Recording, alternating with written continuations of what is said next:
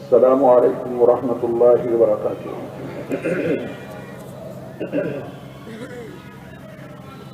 بسم اللہ الرحمن الرحیم۔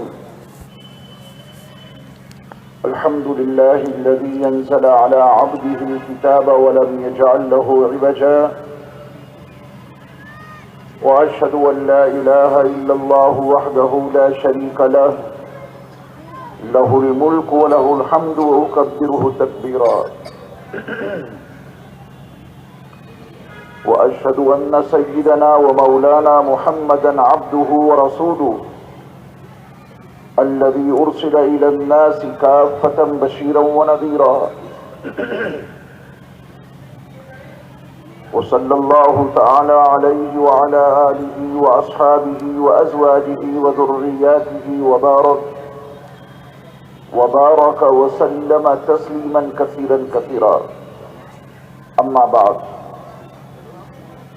فقد قال الله عز وجل في كتابه: أعوذ بالله من الشيطان الرجيم، بسم الله الرحمن الرحيم. ومن آياته أن خلق لكم من أنفسكم أزواجا لتسكنوا إليها وجعل بينكم مودة ورحمة إن في ذلك لآيات لقوم يتفكرون. قابل صد احترام صدر اجلاس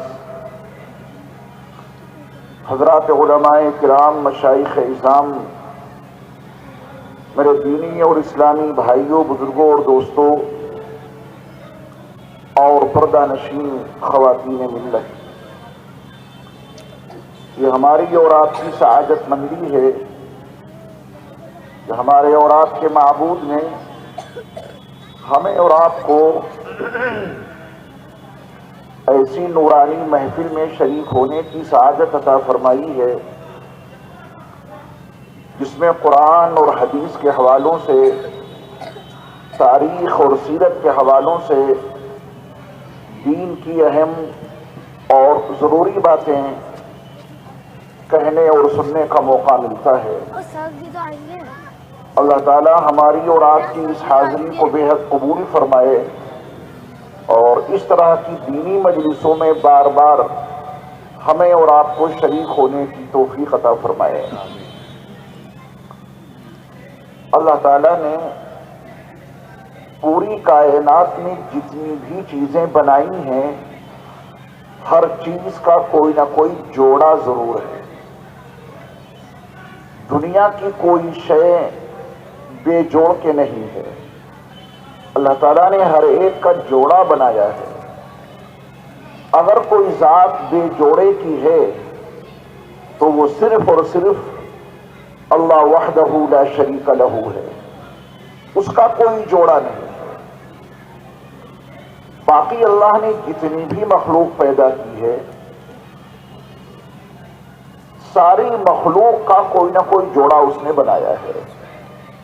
ادھر خواتین کی طرف بچوں کا شور بہت زیادہ ہے اور روزانہ وہ کہلواتی ہیں کہ ہمیں سننے کو نہیں ملتا۔ کچھ ایسا نظام بنایا جائے کہ چھوٹے بچے ہیں، یا تو ان کے داخلے پر ہی پابندی لگا دی جائے، دوسرے یہ کہ جو ہمارے اس محلے کے لوگ ہیں، ویلکم جنتا کالونی، اس کے کچھ ذمہ داروں کی تشکیل کی جائے۔ یہ بچے باہر کے لوگوں سے قابو میں نہیں آئیں گے، یہی جنتا کالونی کے ہمارے میزبان حضرات، ویلکم کے ذمہ دار ساتھی اگر یہ بیڑا اٹھا لیں تو سارا نظام قابو میں آ سکتا ہے۔ آپ دیکھیں کہ آپ کتنی قربانیوں کے ساتھ میں یہاں آتے ہیں اور کتنا اہم پروگرام ہوتا ہے۔ خالص اللہ اور اس کے رسول صلی اللہ علیہ وسلم کے پیغامات سنائے جاتے ہیں۔ ایسے ماحول میں یہ افراتفری، ایسے ماحول میں یہ شور و غل، یہ تو بہت نقصان دہ ہے۔ اب اس کے لیے کوئی حل حاجی صاحب آپ ہی نکالیے۔ یہ جو بچے ادھر شور مچا رہے ہیں، ہمارے جو ساتھی کھڑے ہوئے ہیں، وہ اس بات کی کوشش کریں کہ پردے کے اندر چھوٹے بچے داخل ہی نہ ہونے پائیں.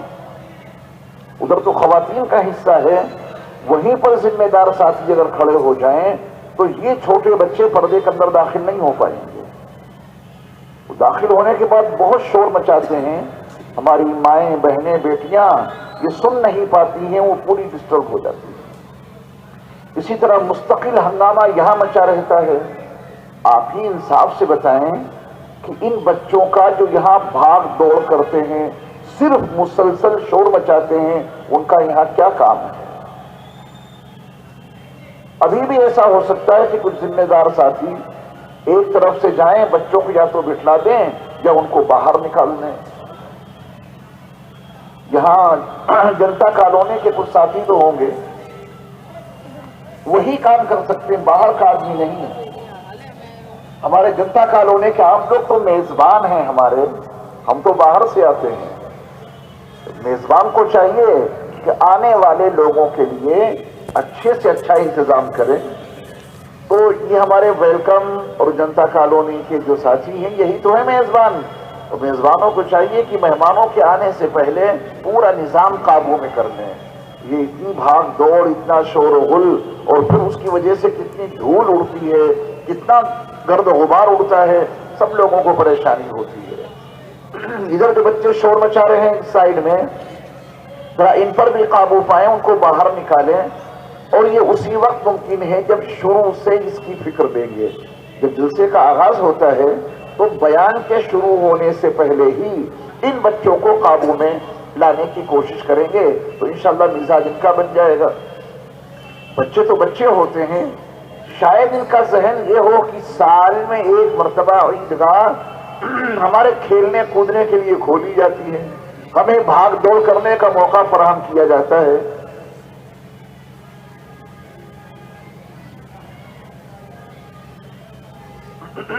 ماشاءاللہ. درود پاک پڑھنے ہیں مرتبہ. اللہم صلی علی سیدنا و مولانا محمد وعلی آل سیدنا و مولانا محمد مبارک وسلم. اللہ تعالیٰ نے دنیا میں جتنی بھی مخلوق بنائی ہے، پوری کائنات میں اس نے جتنی مخلوق پیدا کی ہے، ہر مخلوق کا اس نے کوئی نہ کوئی جوڑا ضرور بنایا ہے. بے جوڑے کے کوئی چیز نہیں. قرآن حکیم میں اللہ تعالیٰ نے اس مضمون کو بڑی وضاحت کے ساتھ بیان بھی کیا ہے کہ ہم نے ہر چیز کے لیے کوئی نہ کوئی جوڑا بنایا ہے. یہ قرآن میں موجود ہے. اب حضرت انسان بغیر جوڑے کے ہو، یہ کیسے ممکن ہو سکتا تھا؟ یہ تو ایک حقیقت ہے کہ اللہ تعالیٰ نے پہلی بار اپنے دست قدرت سے جس انسان کو بنایا تھا وہ یقیناً اکیلا تھا. بالکل ابتدا میں اس کا کوئی جوڑا نہیں تھا. اللہ تعالیٰ نے اپنی قدرت کاملہ سے سیدنا آدم علیہ السلام کو بنایا، ان کے وجود کو تیار کیا، ان میں روح پھونکی. حضرت آدم علیہ السلام تیار ہو گئے، لیکن ان کا اپنا کوئی جوڑا نہیں تھا، تو بغیر جوڑے کے ان کو جنت میں بھی اچھا نہیں لگ رہا تھا.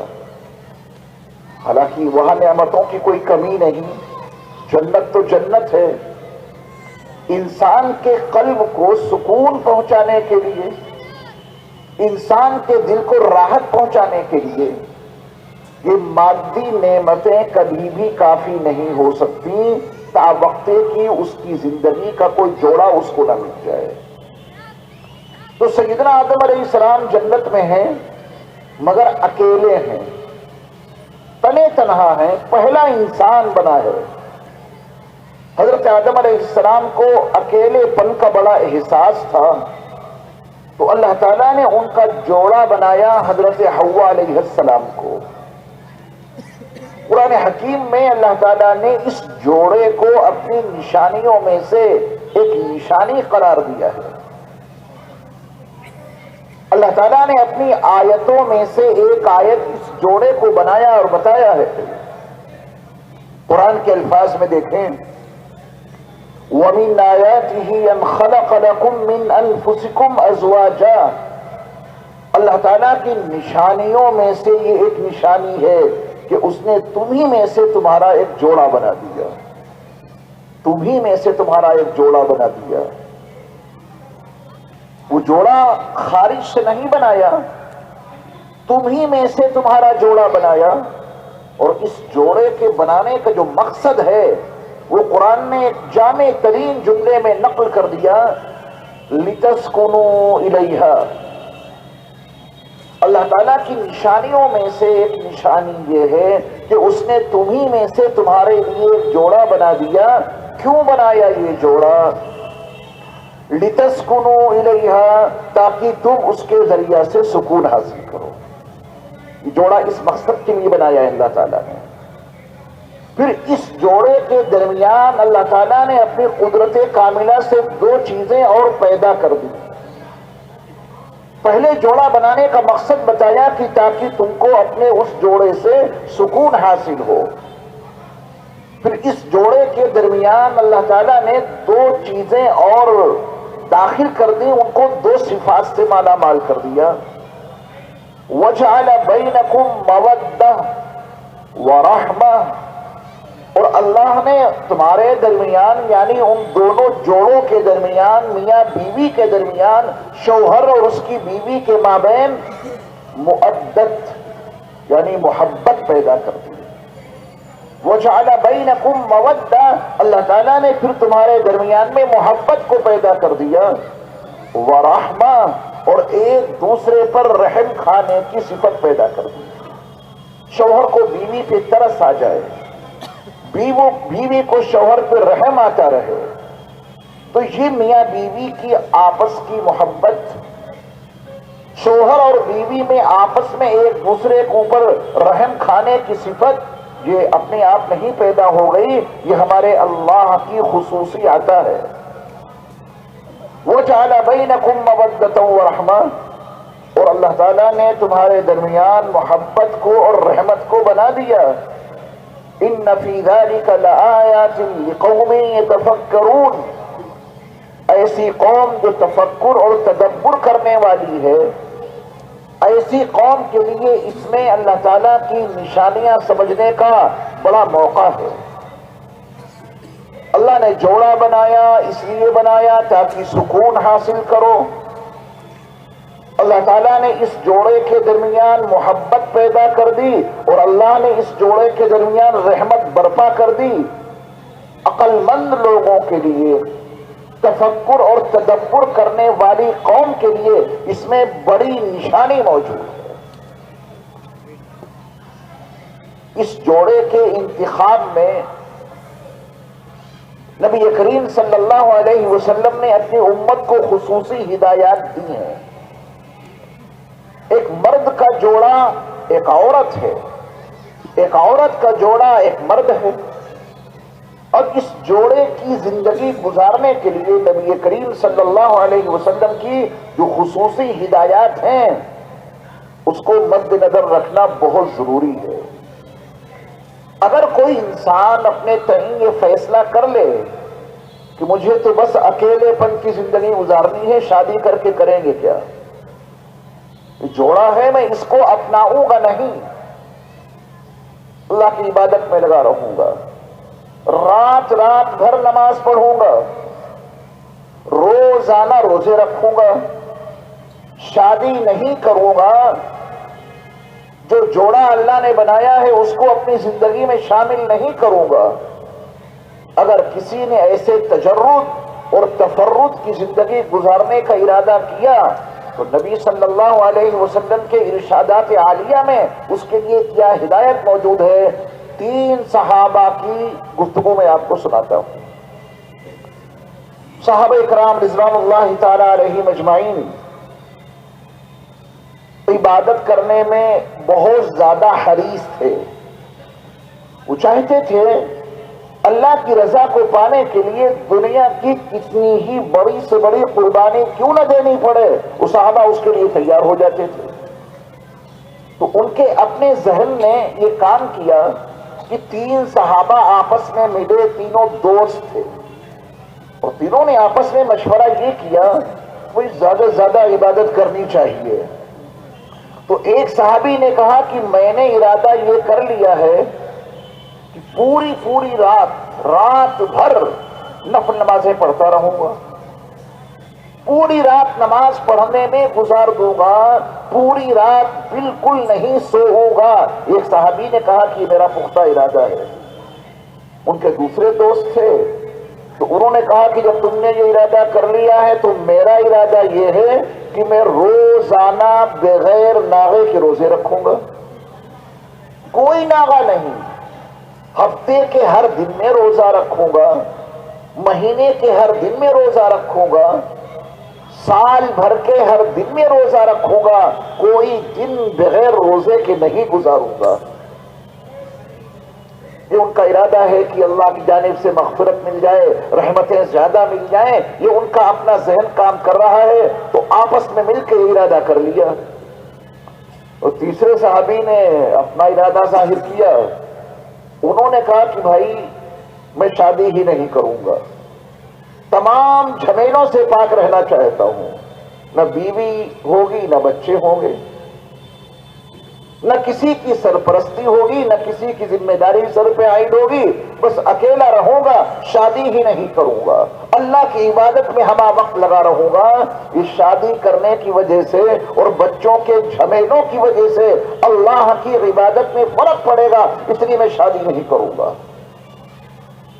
میرے ایمان والے بھائیوں، اپنے ارادوں سے دین پر چلنے کی کبھی کوشش نہ کرنا، اپنے بڑوں کی سرپرستی میں ہمیشہ رہنے کی کوشش کرنا.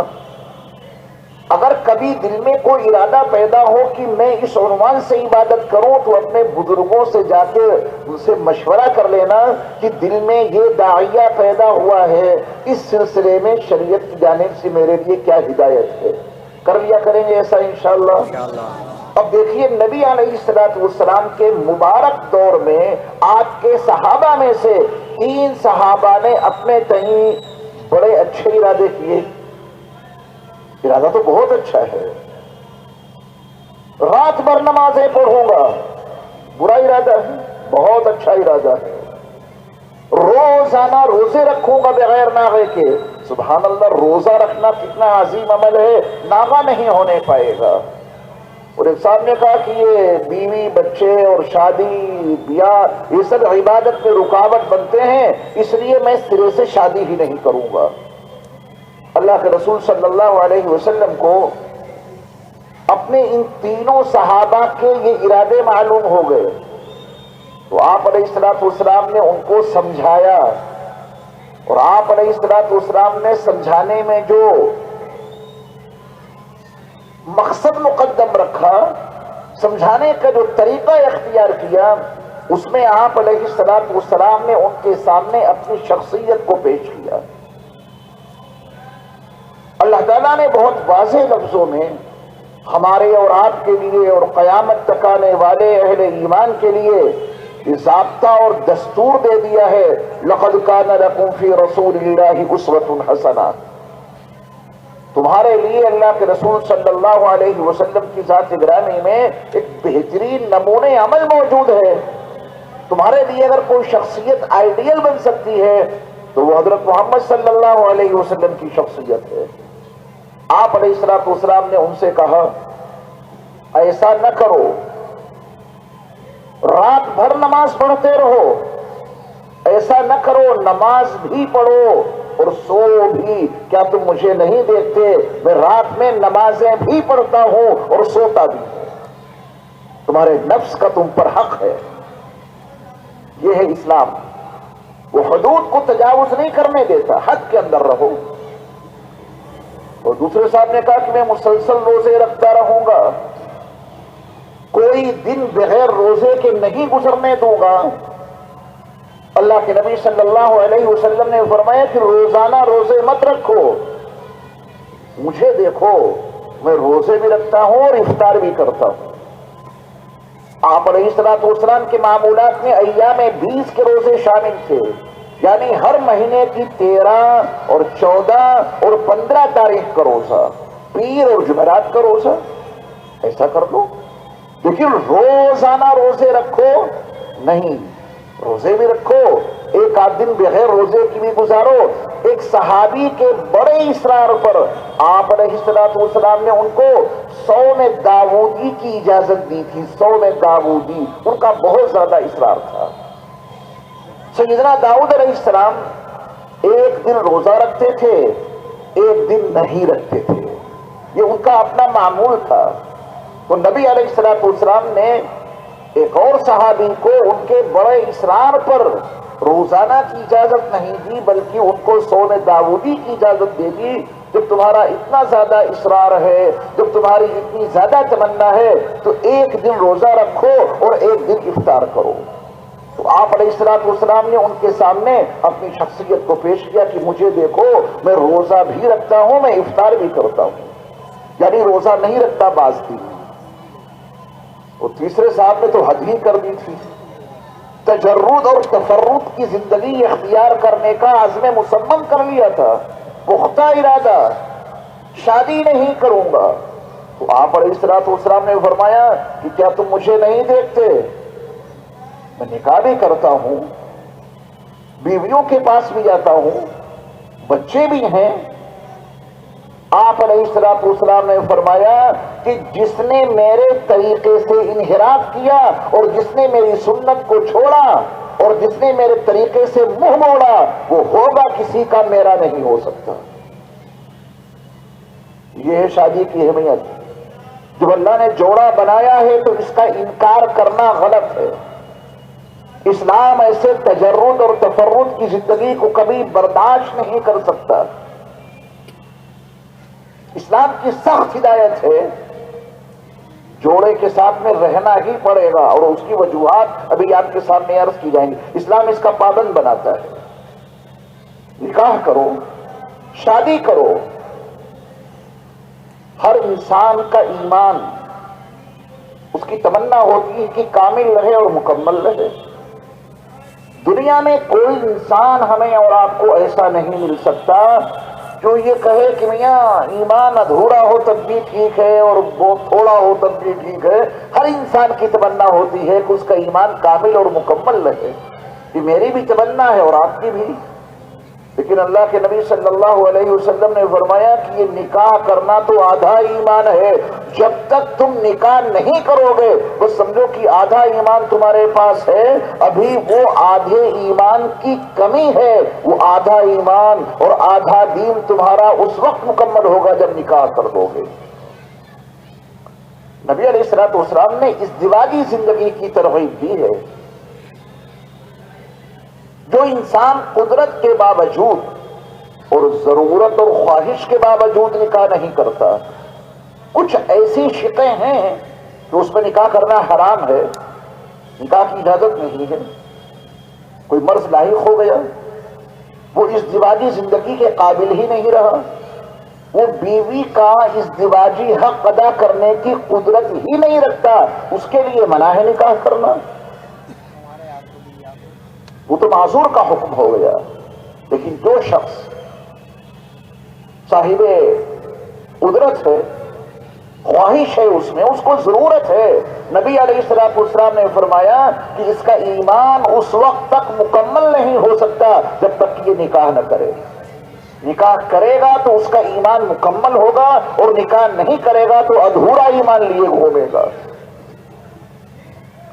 آپ علیہ السلام نے ایمان کی تکمیل کے ساتھ ساتھ ایک اور خوشخبری سنائی ہے۔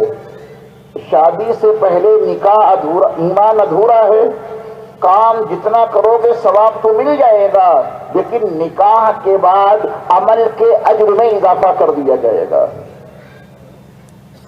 بغیر شادی کے نماز پڑھو گے ٹھیک ہے، ثواب مل جائے گا، لیکن شادی کے بعد نماز پڑھو گے تو ایک روایت کے مطابق ایک نماز کا ثواب 21 نمازوں کے برابر ملے گا، اور دوسری روایت میں موجود ہے کہ شادی کے بعد جو نماز پڑھو گے تو ایک نماز کا ثواب 42 نمازوں کے برابر ملے گا۔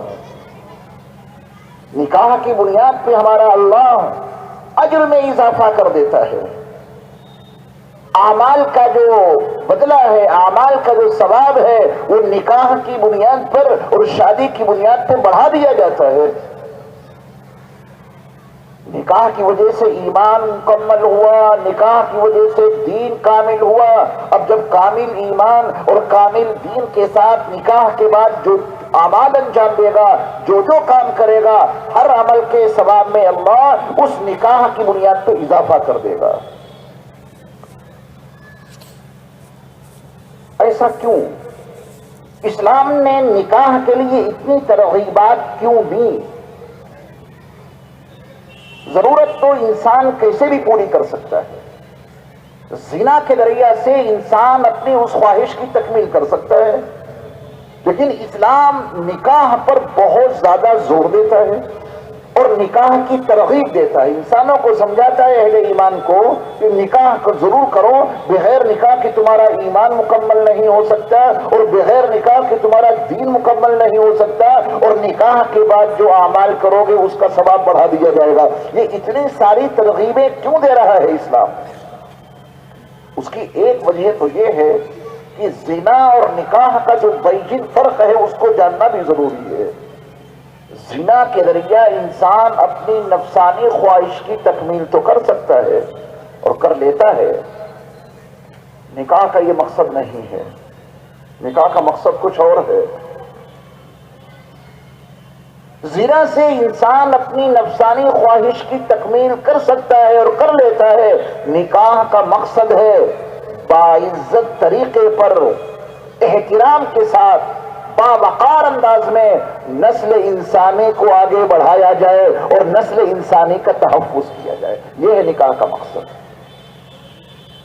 تو زنا سے تو آدمی اپنی خواہش کہیں بھی پوری کر لے گا، اگر حمل ٹھہر گیا اس زنا کے نتیجے میں تو کیا سماج اور معاشرے میں اس حرامی بچے کی کوئی عزت ہو سکتی ہے؟ جس کا باپ نہیں معلوم، جس کا دادا نہیں معلوم، جس کی دادی نہیں معلوم، جس کا نانا نہیں معلوم، یہ مجہول النسب انسان سماج اور معاشرے میں باعزت زندگی نہیں گزار سکتا۔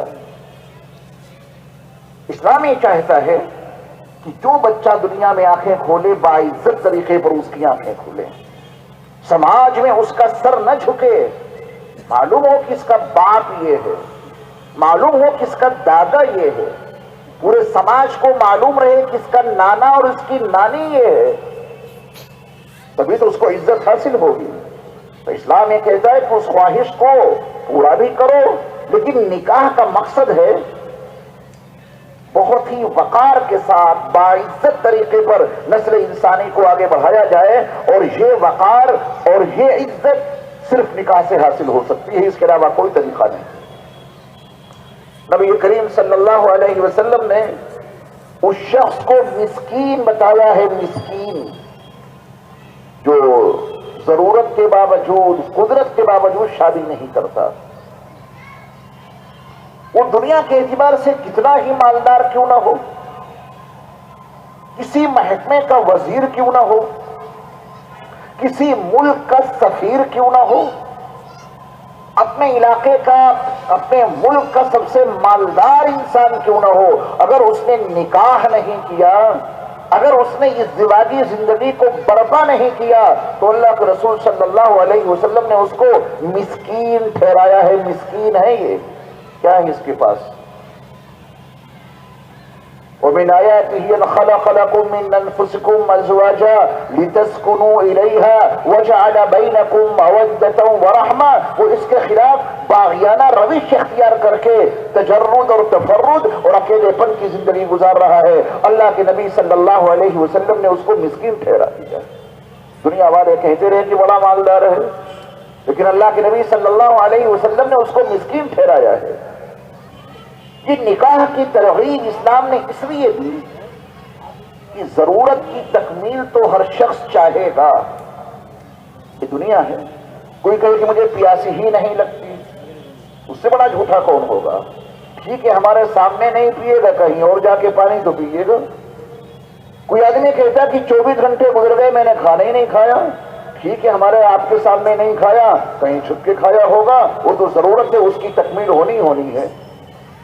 جس طرح پیاس کی شدت میں آدمی پانی پیتا ہے، جس طرح بھوک کی شدت میں انسان کھانا کھاتا ہے، جس طرح انسان اپنی بہت سی ضروریات کی تکمیل اپنی ضرورت سمجھ کر کرتا ہے، اسی طرح قدرت نے اور فطرت نے اس کے اندر جو خواہش رکھی ہے، اشتہا رکھی ہے، قوت شہوانی رکھی ہے، اس کی بھی تکمیل اس کو کرنی ہی کرنی ہے۔ راستے دو ہیں، ایک جائز اور حلال ہے اور ایک ناجائز اور حرام ہے۔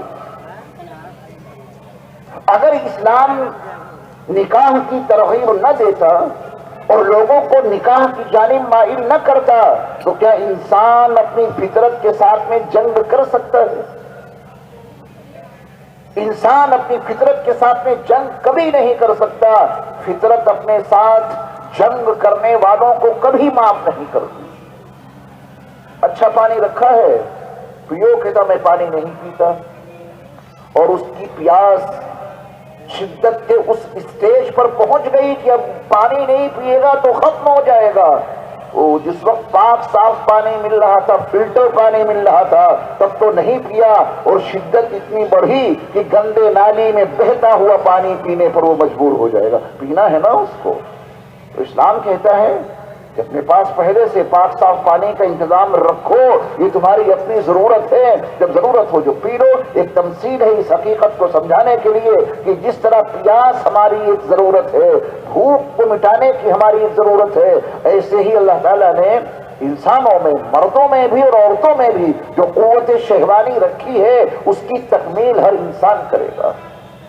اس قوت کا اپنا ایک تقاضا ہے، اس قوت شہوانی کا اپنا ایک اقتضا ہے، وہ تو پورا کرنا پڑے گا۔ اسلام کہتا ہے کہ ہرگز ناجائز اور حرام راستہ اختیار مت کرنا اپنی اس شہوانی قوت کی تکمیل کے لیے، اپنی اس شہوانی قوت کو پورا کرنے کے لیے جائز اور حلال راستہ اختیار کرو۔ تمہارے لیے تمہارے رب نے ایک جوڑا بنا دیا ہے، اس جوڑے کو اپنی زندگی میں شامل کرو۔ وہ جوڑا زندگی میں شامل ہوگا، تمہیں سکون ملے گا، سکون کی زندگی گزرے گی۔ وہ جوڑا تمہارے ساتھ میں آئے گا، محبتیں آپس میں بڑھیں گی، آپس میں ایک دوسرے کے اوپر رحم کرنے کا جذبہ بیدار ہوگا۔ اس جوڑے والی زندگی کو گزارنا ہے۔ نبی صلی اللہ علیہ وسلم نے فرمایا کہ مجھے دیکھو، تم نے کیسے ارادہ کر لیا کہ شادی ہی نہیں کرو گے؟ شادی کی بنیاد پہ تمہاری عبادت میں رکھنا پڑے گا، یہ تصور کیوں کر لیا؟ مجھے کیوں نہیں دیکھتے؟ میں نکاح بھی کرتا ہوں، بیویوں کے پاس بھی جاتا ہوں اور اپنے اللہ کی عبادت بھی کرتا ہوں۔ یاد رکھو، تم سب میں سب سے زیادہ میں اپنے اللہ سے ڈرنے والا ہوں۔ دنیا کا کوئی انسان اپنے اندر وہ تقوی پیدا نہیں کر سکتا جو اللہ کے حبیب صلی اللہ علیہ وسلم کو تقوی حاصل تھا۔ آپ سے زیادہ اللہ سے ڈرنے والا اس دھرتی پر نہ پہلے کوئی آیا نہ بعد میں آئے گا۔ اللہ سے سب سے زیادہ ڈرنے والے، اللہ کا اس کی خشیت اور اس کا تقوی آپ کے دل میں جتنا تھا اتنا تو کسی کے پاس موجود نہیں، اور پھر بھی آپ علیہ الصلوۃ والسلام اتنے زیادہ متقی ہونے کے باوجود رات میں نماز بھی پڑھتے ہیں اور سوتے بھی ہیں۔ اتنے زیادہ متقی ہونے کے باوجود روزہ بھی رکھتے ہیں اور افطار بھی کرتے ہیں، اور اتنے زیادہ متقی ہونے کے باوجود نکاح بھی کرتے ہیں، بیویوں کے پاس بھی جاتے ہیں اور اللہ کی عبادت بھی کرتے ہیں۔ آپ علیہ الصلوۃ والسلام نے فرمایا یہ ہے میرا طریقہ۔ اگر کوئی شخص میرے اس طریقے سے منہ موڑے گا وہ ہوگا کسی کا، میرا نہیں ہو سکتا۔ آپ علیہ الصلوۃ والسلام نے فرمایا کہ النکاح من سنتی، نکاح تو میری سنت میں سے ایک طریقہ ہے۔ فمن رغب عن سنتی فلیس منی، جو میری اس سنت سے منہ موڑے گا وہ میرا نہیں، میرا نہیں۔ ایمان والے بھائیوں، جو ضرورت کے باوجود، قدرت کے باوجود نکاح نہیں کرتا وہ دامن مصطفیٰ سے کبھی وابستہ نہیں ہو سکتا۔ آپ نے اس کو دور جھڑک کے پھینک دیا، یہ میرا نہیں ہے۔ آپ علیہ الصلوۃ والسلام نے ایسے شخص سے اپنی برات کا اظہار کیا ہے، یہ میرا نہیں، میرے تو وہ ہیں جو نکاح والی زندگی گزارتے ہیں، میرے تو وہ ہیں جو ازدواجی زندگی گزارتے ہیں، میرے تو وہ ہیں جو نکاح کر کے اپنی خواہش کی تکمیل کرتے ہیں، ناجائز کام نہیں کرتے۔ نبی کریم صلی اللہ علیہ وسلم نے انبیاء کرام علیہم السلام کی سنتوں کا تذکرہ کیا کہ انبیاء کی کچھ مخصوص سنتیں ہیں. ان سنتوں میں اللہ کے نبی صلی اللہ علیہ وسلم نے النکاح کا تذکرہ کیا کہ تمام نبیوں تمام رسولوں کی بھی یہی سنت رہی ہے کہ سب نے ازدواجی زندگی گزاری ہے. یہ حوالہ کیوں دیا آپ نے؟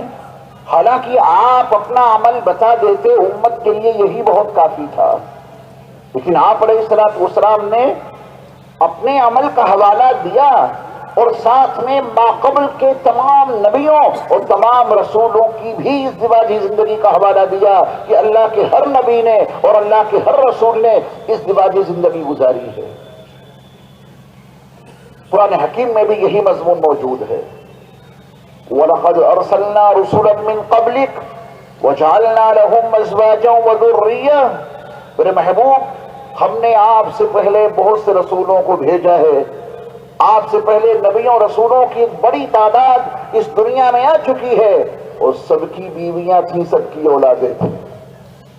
آپ علیہ الصلوۃ والسلام نے ازدواجی زندگی گزار کر نکاح کر کے اپنی امت کے سامنے ایک عملی نمونہ پیش کیا کہ نکاح ضروری ہے، تجرد اور تفرد کی زندگی نہیں گزارنی چاہیے. اس سے سماج میں انارکی پیدا ہوگی، اس کی وجہ سے سماج میں عزتیں برسرے بازار نیلام ہونے لگیں گی.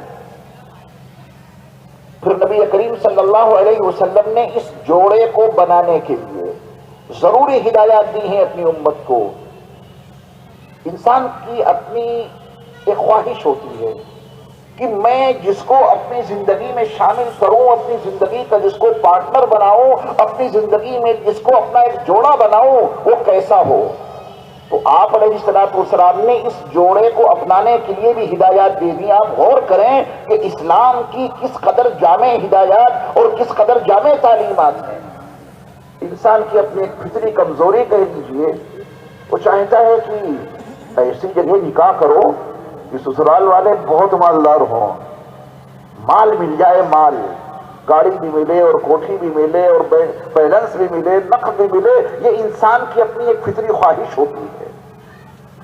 آپ علیہ الصلوۃ والسلام نے فرمایا کہ 4 وجوہات کی بنا پر انسان کہیں نہ کہیں نکاح کرتا ہے. 4 وجہ ہوتی نکاح کرنے کی، یعنی اس کی اپنی خواہش. کسی عورت سے کوئی آدمی نکاح کرتا ہے اس کے مال کی وجہ سے، مال مل جائے بہت زیادہ. آپ علیہ الصلوۃ والسلام نے فرمایا کہ بعض لوگ عورت کے حسن و جمال کو ملحوظ خاطر رکھتے ہوئے نکاح کرتے ہیں. بڑی حسین ہے لڑکی، بڑی خوبصورت ہے لڑکی، زیادہ اس سے نکاح کرنا چاہیے. تیسری وجہ اللہ کے نبی صلی اللہ علیہ وسلم نے فرمائی کہ حسب اور نسب کی بنیاد پر اس کا خاندان بڑا مضبوط ہے، اس کا شیرہ بڑا مضبوط ہے، تو حسب اور نسب کی بنیاد پہ کچھ لوگ نکاح کرتے ہیں کسی لڑکی سے. اور چوتھی وجہ اللہ کے نبی صلی اللہ علیہ وسلم نے بتائی ہے کہ دینداری کی وجہ سے. لڑکی بڑی دیندار ہے، لڑکی بڑی اچھی ہے، بہت دیندار ہے، صوم و صلاۃ کی پابند ہے، قرآن کی تلاوت پابندی سے کرتی ہے، نمازوں کا اہتمام اس کی زندگی کا بنیادی حصہ ہے، اللہ کا ذکر کرتی رہتی ہے. یہ 4 وجہوں سے کہیں نہ کہیں انسان نکاح کرتا ہے. یا تو مال کی وجہ سے، یا جمال کی وجہ سے، یا حسب اور نسب کی وجہ سے، یا دین کی وجہ سے.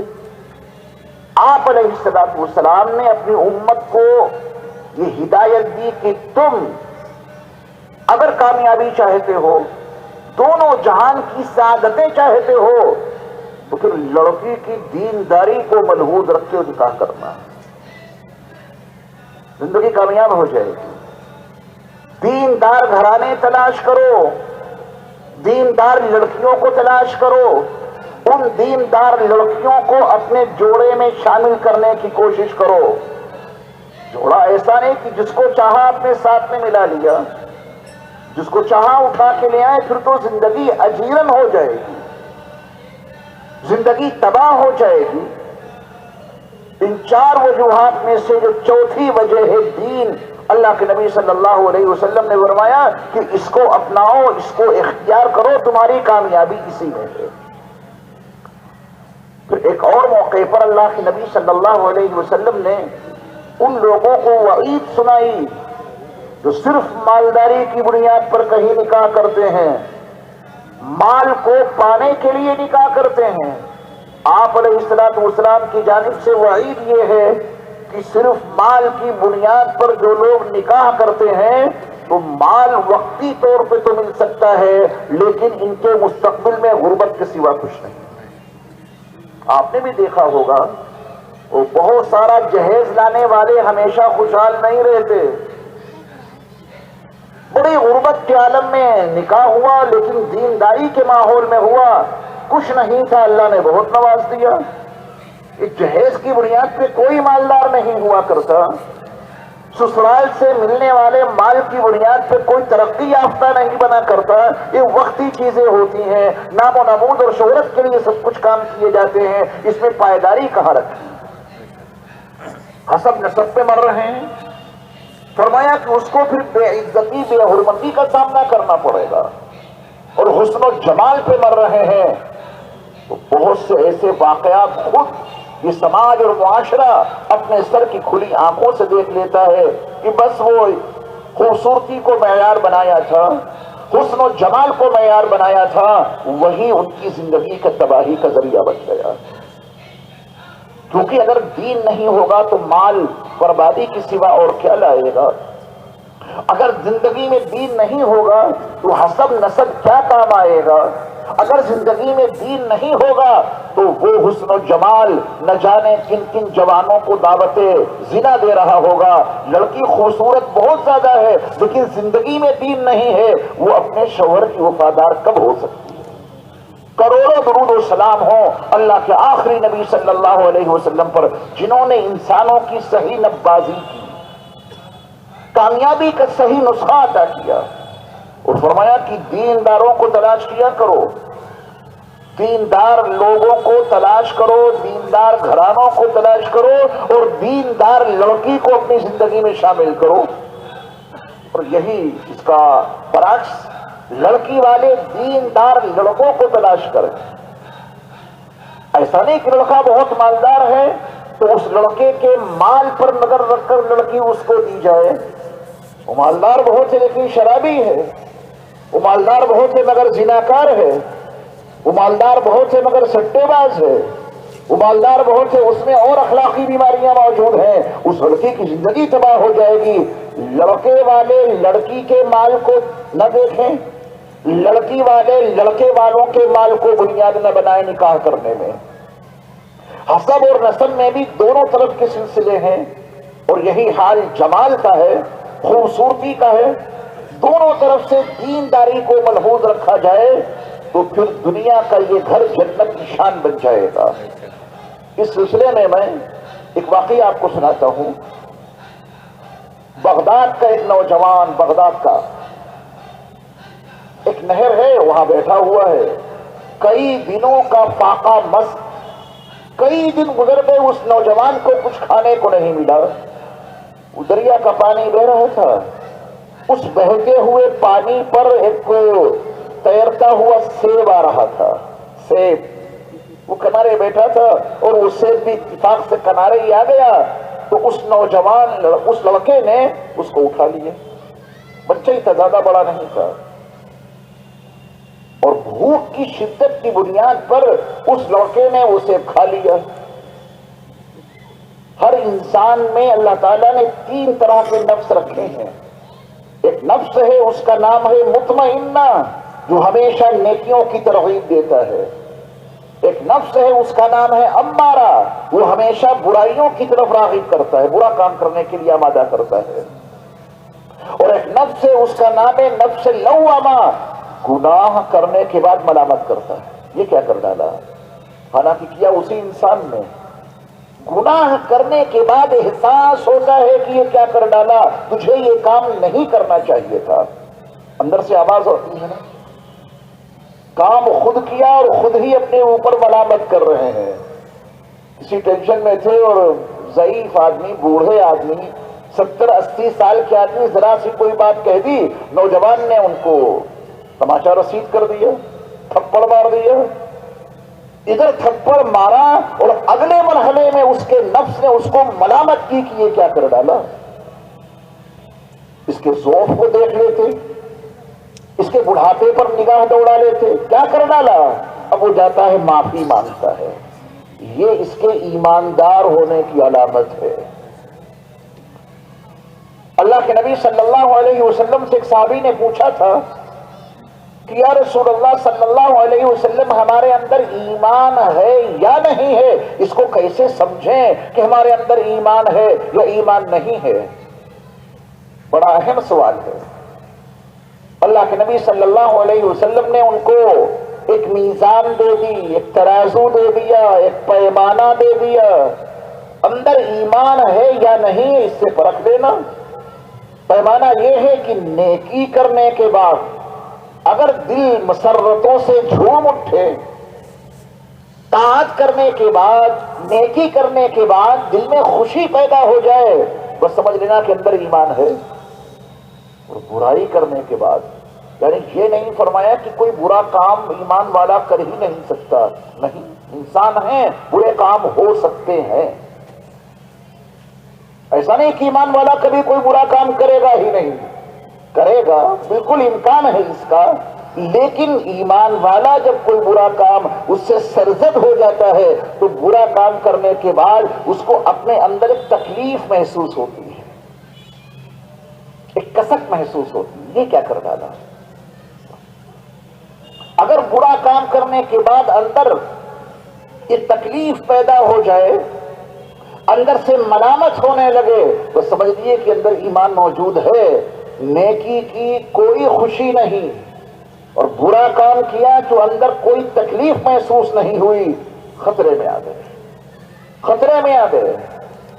ایمان ہوتا تو نماز پڑھنے کے بعد خوشی ضرور ہوتی کہ میرے اللہ نے اپنے گھر بلا کر یہ 2 رکعت اور 4 رکعت نماز پڑھنے کی توفیق عطا کر دی، مسرت ہونی چاہیے۔ روزہ رکھا، ہمارے اللہ نے توفیق دی کہ روزہ ادا ہو گیا، اس پہ خوشی ہونی چاہیے۔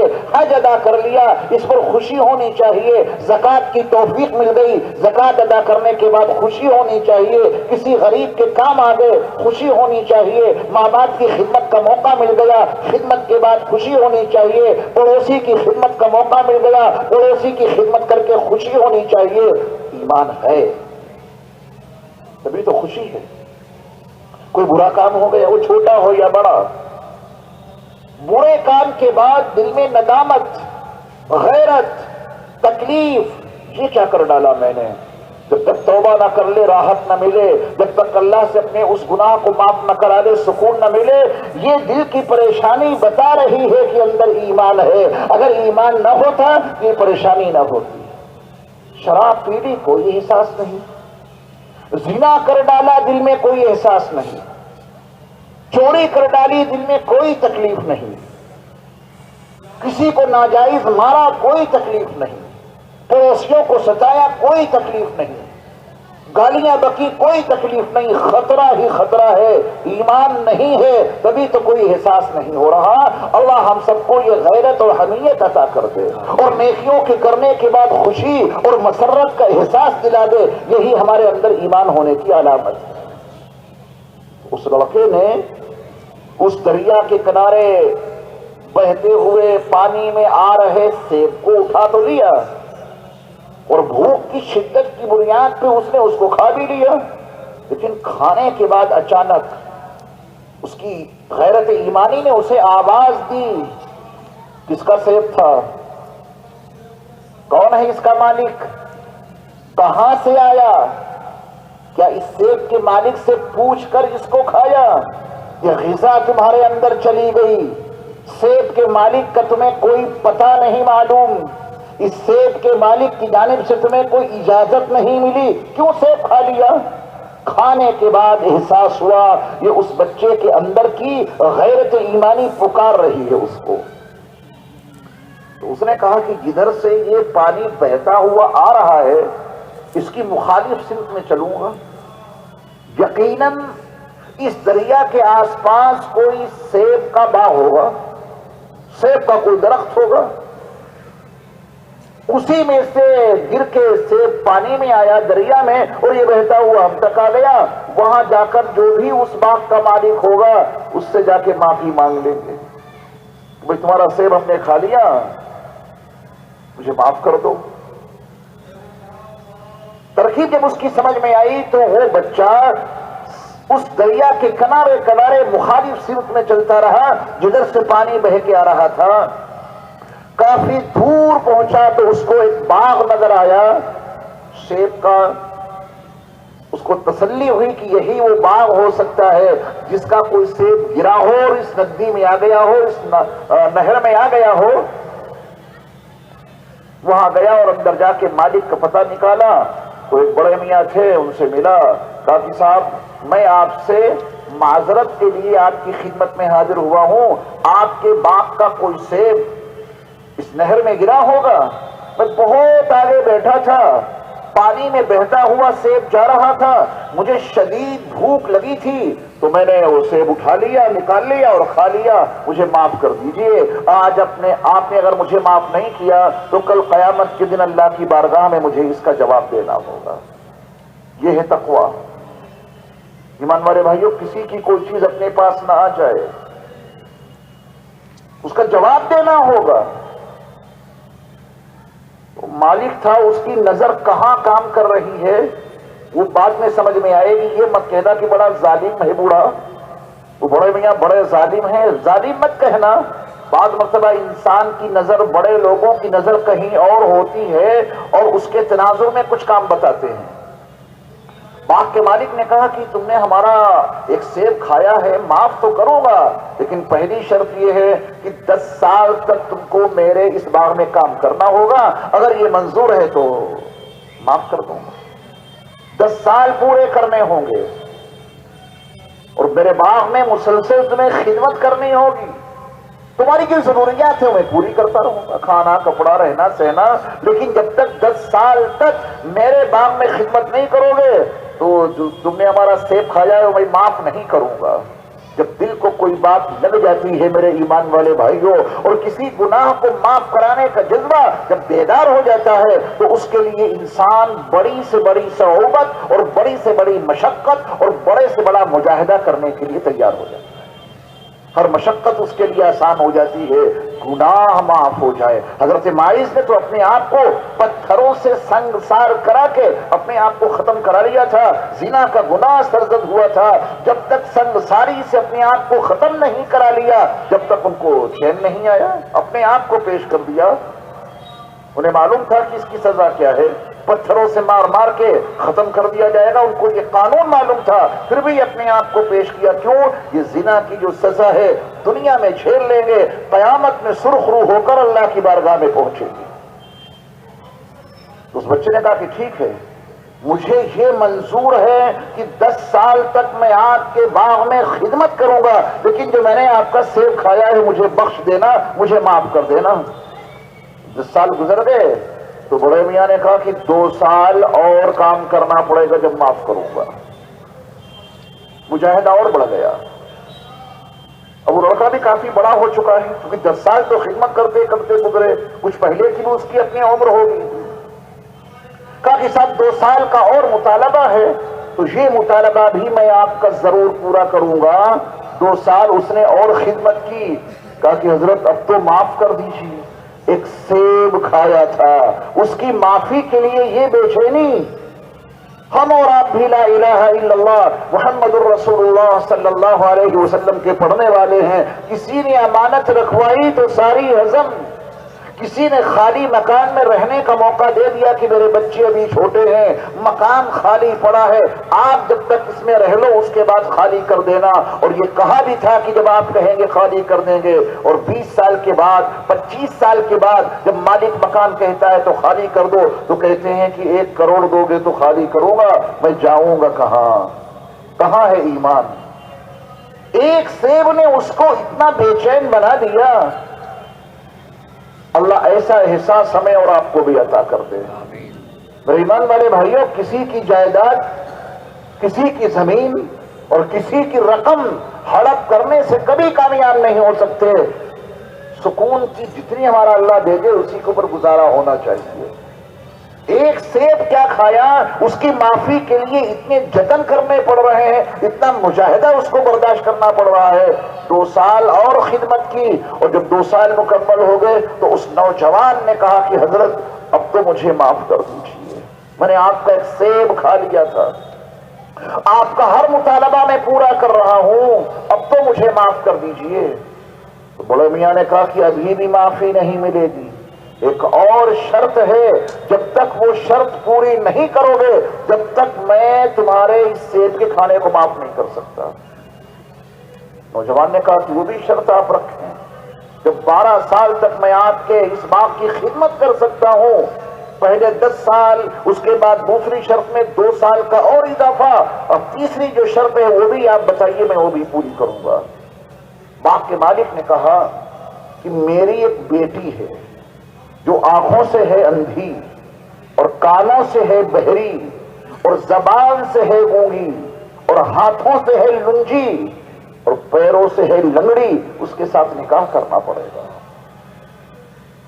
ایسے نہیں معاف ہوگا وہ کھایا ہوا سیب. اگر یہ شرط منظور ہے تو میں نکاح کر کے اور معاف کر دوں گا, پھر تمہارے ذمے اس سیب کے کھانے کا کوئی گناہ باقی نہیں رہے گا.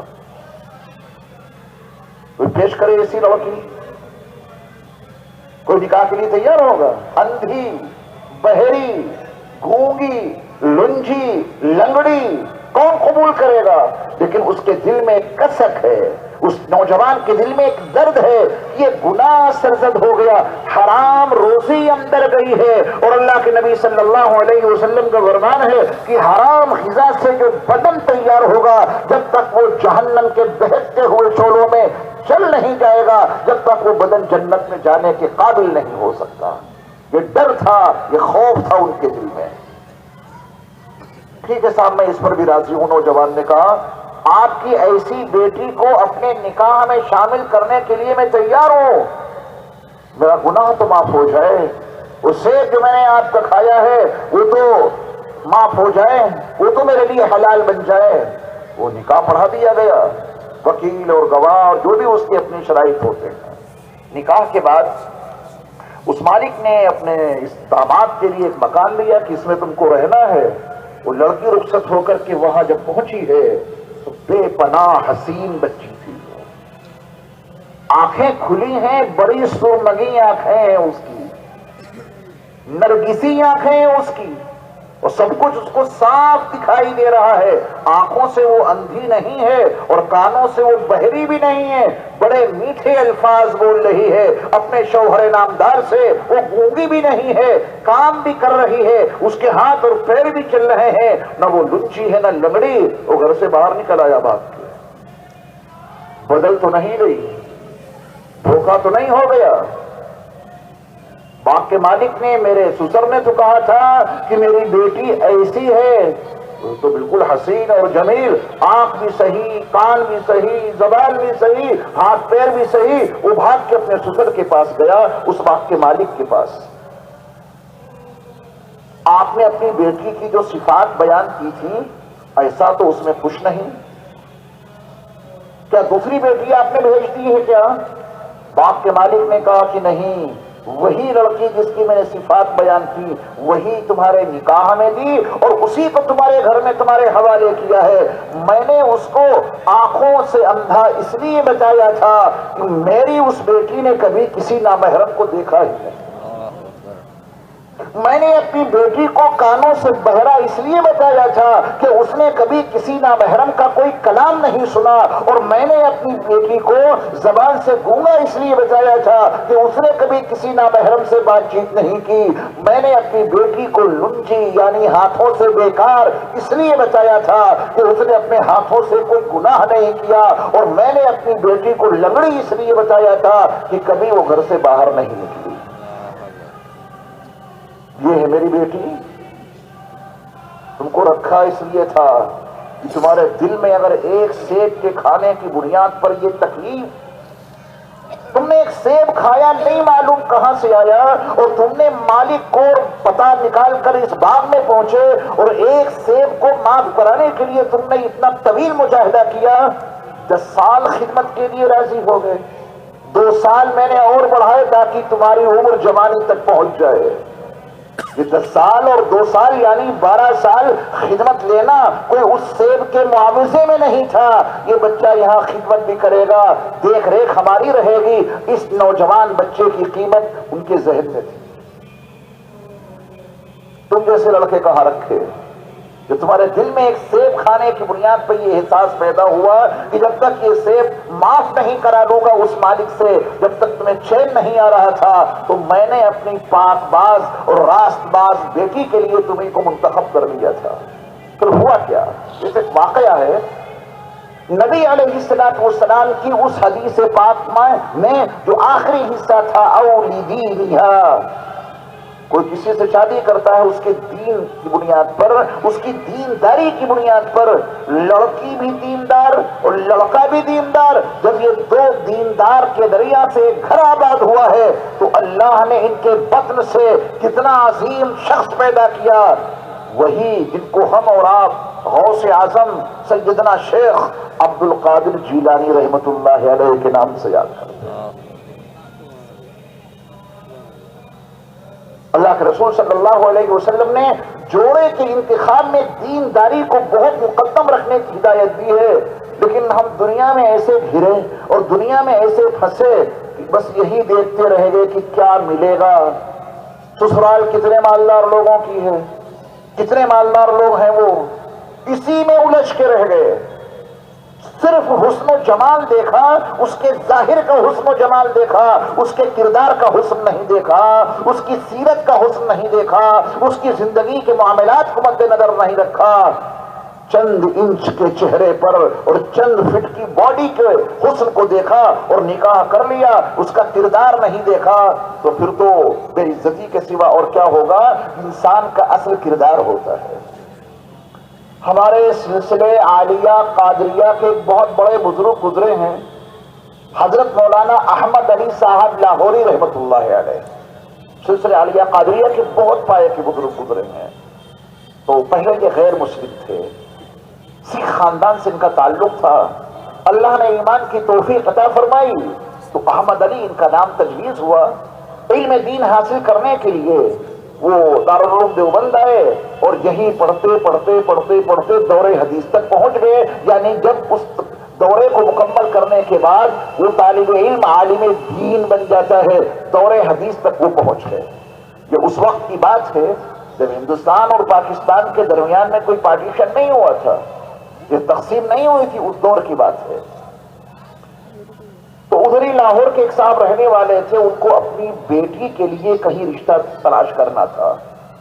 انہوں نے یہ سوچ رکھا تھا کہ میں کسی عالم دین سے، دیندار لڑکے سے ہی اپنی بیٹی کی شادی کروں گا۔ انہوں نے اس کے لیے راستہ یہ نکالا کہ مدارس اسلامیہ میں جا کر طلبہ کو دیکھوں گا۔ یہ بات تو ہمارے اور آپ کے تصور میں نہیں آ سکتی کہ کوئی شخص اپنی بیٹی کے لیے مدارس میں جا کر کے داماد تلاش کرے۔ تصور میں یہ بات ہمارے اور آپ کی نہیں آ سکتی، کیونکہ مدارس اسلامیہ کے طلبہ کے تعلق سے ہمارا ذہن جتنا گر گیا ہے، ایمان بھی ہمارا خطرے میں ہے۔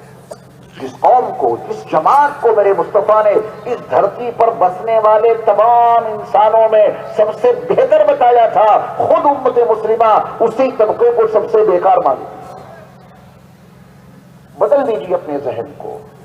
یہ ہماری اور آپ کی جو بقا ہے، جو ہمارا اور آپ کا تحفظ ہو رہا ہے، یہ سب مدارس اسلامیہ کی تو برکت ہے۔ جو ہمارا دینی وجود ہے، ہمارے دینی وجود کے تحفظ کا بنیادی ذریعہ مدارس اسلامیہ ہے۔ وہیں سے آپ کو امام ملتے ہیں، وہیں سے آپ کو حفاظ ملتے ہیں، وہیں سے آپ کو علماء ملتے ہیں، وہیں سے آپ کو مفتیان اکرام ملتے ہیں۔ آپ کی زندگی کے دینی مسائل وہیں سے حل ہوتے ہیں۔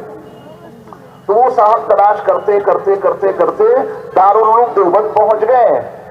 دور حدیث میں بہت سارے طلبہ درس حدیث میں شامل تھے، تو ان صاحب کی نظر ایک ایسے نوجوان پہ پڑی جو بڑے مضبوط تھے، لمبے تڑنگے تھے۔ احمد علی ان کا نام تھا۔ اس وقت کوئی نہیں جانتا تھا کہ یہ قرآن کے اتنے بڑے مفسر بنیں گے، اتنے بڑے عالم دین بنیں گے۔ سلسلے عالیہ قادریہ کے اتنے پائے کہ بزرگ بنیں گے کسی کو نہیں معلوم تھا، مگر ان کی نظر جب ان کے اوپر پڑی تو اس وقت ان کے استاد تھے شیخ الہند حضرت مولانا محمود حسن صاحب نور اللہ مرقدہ، جو جامعہ ملیہ اسلامیہ کے فاؤنڈر، معمولی آدمی نہیں، یہ جامعہ ملیہ اسلامیہ جو اوکھلا میں ہے، پہلے یہ علی گڑھ میں تھا، پھر وہاں سے منتقل ہو کے یہاں آیا، اس کے فاؤنڈر، اس کے بانی شیخ الہند حضرت مولانا محمود حسن صاحب نور اللہ مرقدہ سبق پڑھا رہے تھے، تو انہوں نے کہا کہ حضرت میں اپنی بیٹی کے رشتے کے لیے متعدد مدارس سے گھومتا ہوا چکر لگاتا ہوا یہاں پہنچا ہوں، میری نظر اس نوجوان پر پڑی ہے، اگر آپ اجازت دیں تو اس نوجوان کو میں اپنا داماد بنا دوں۔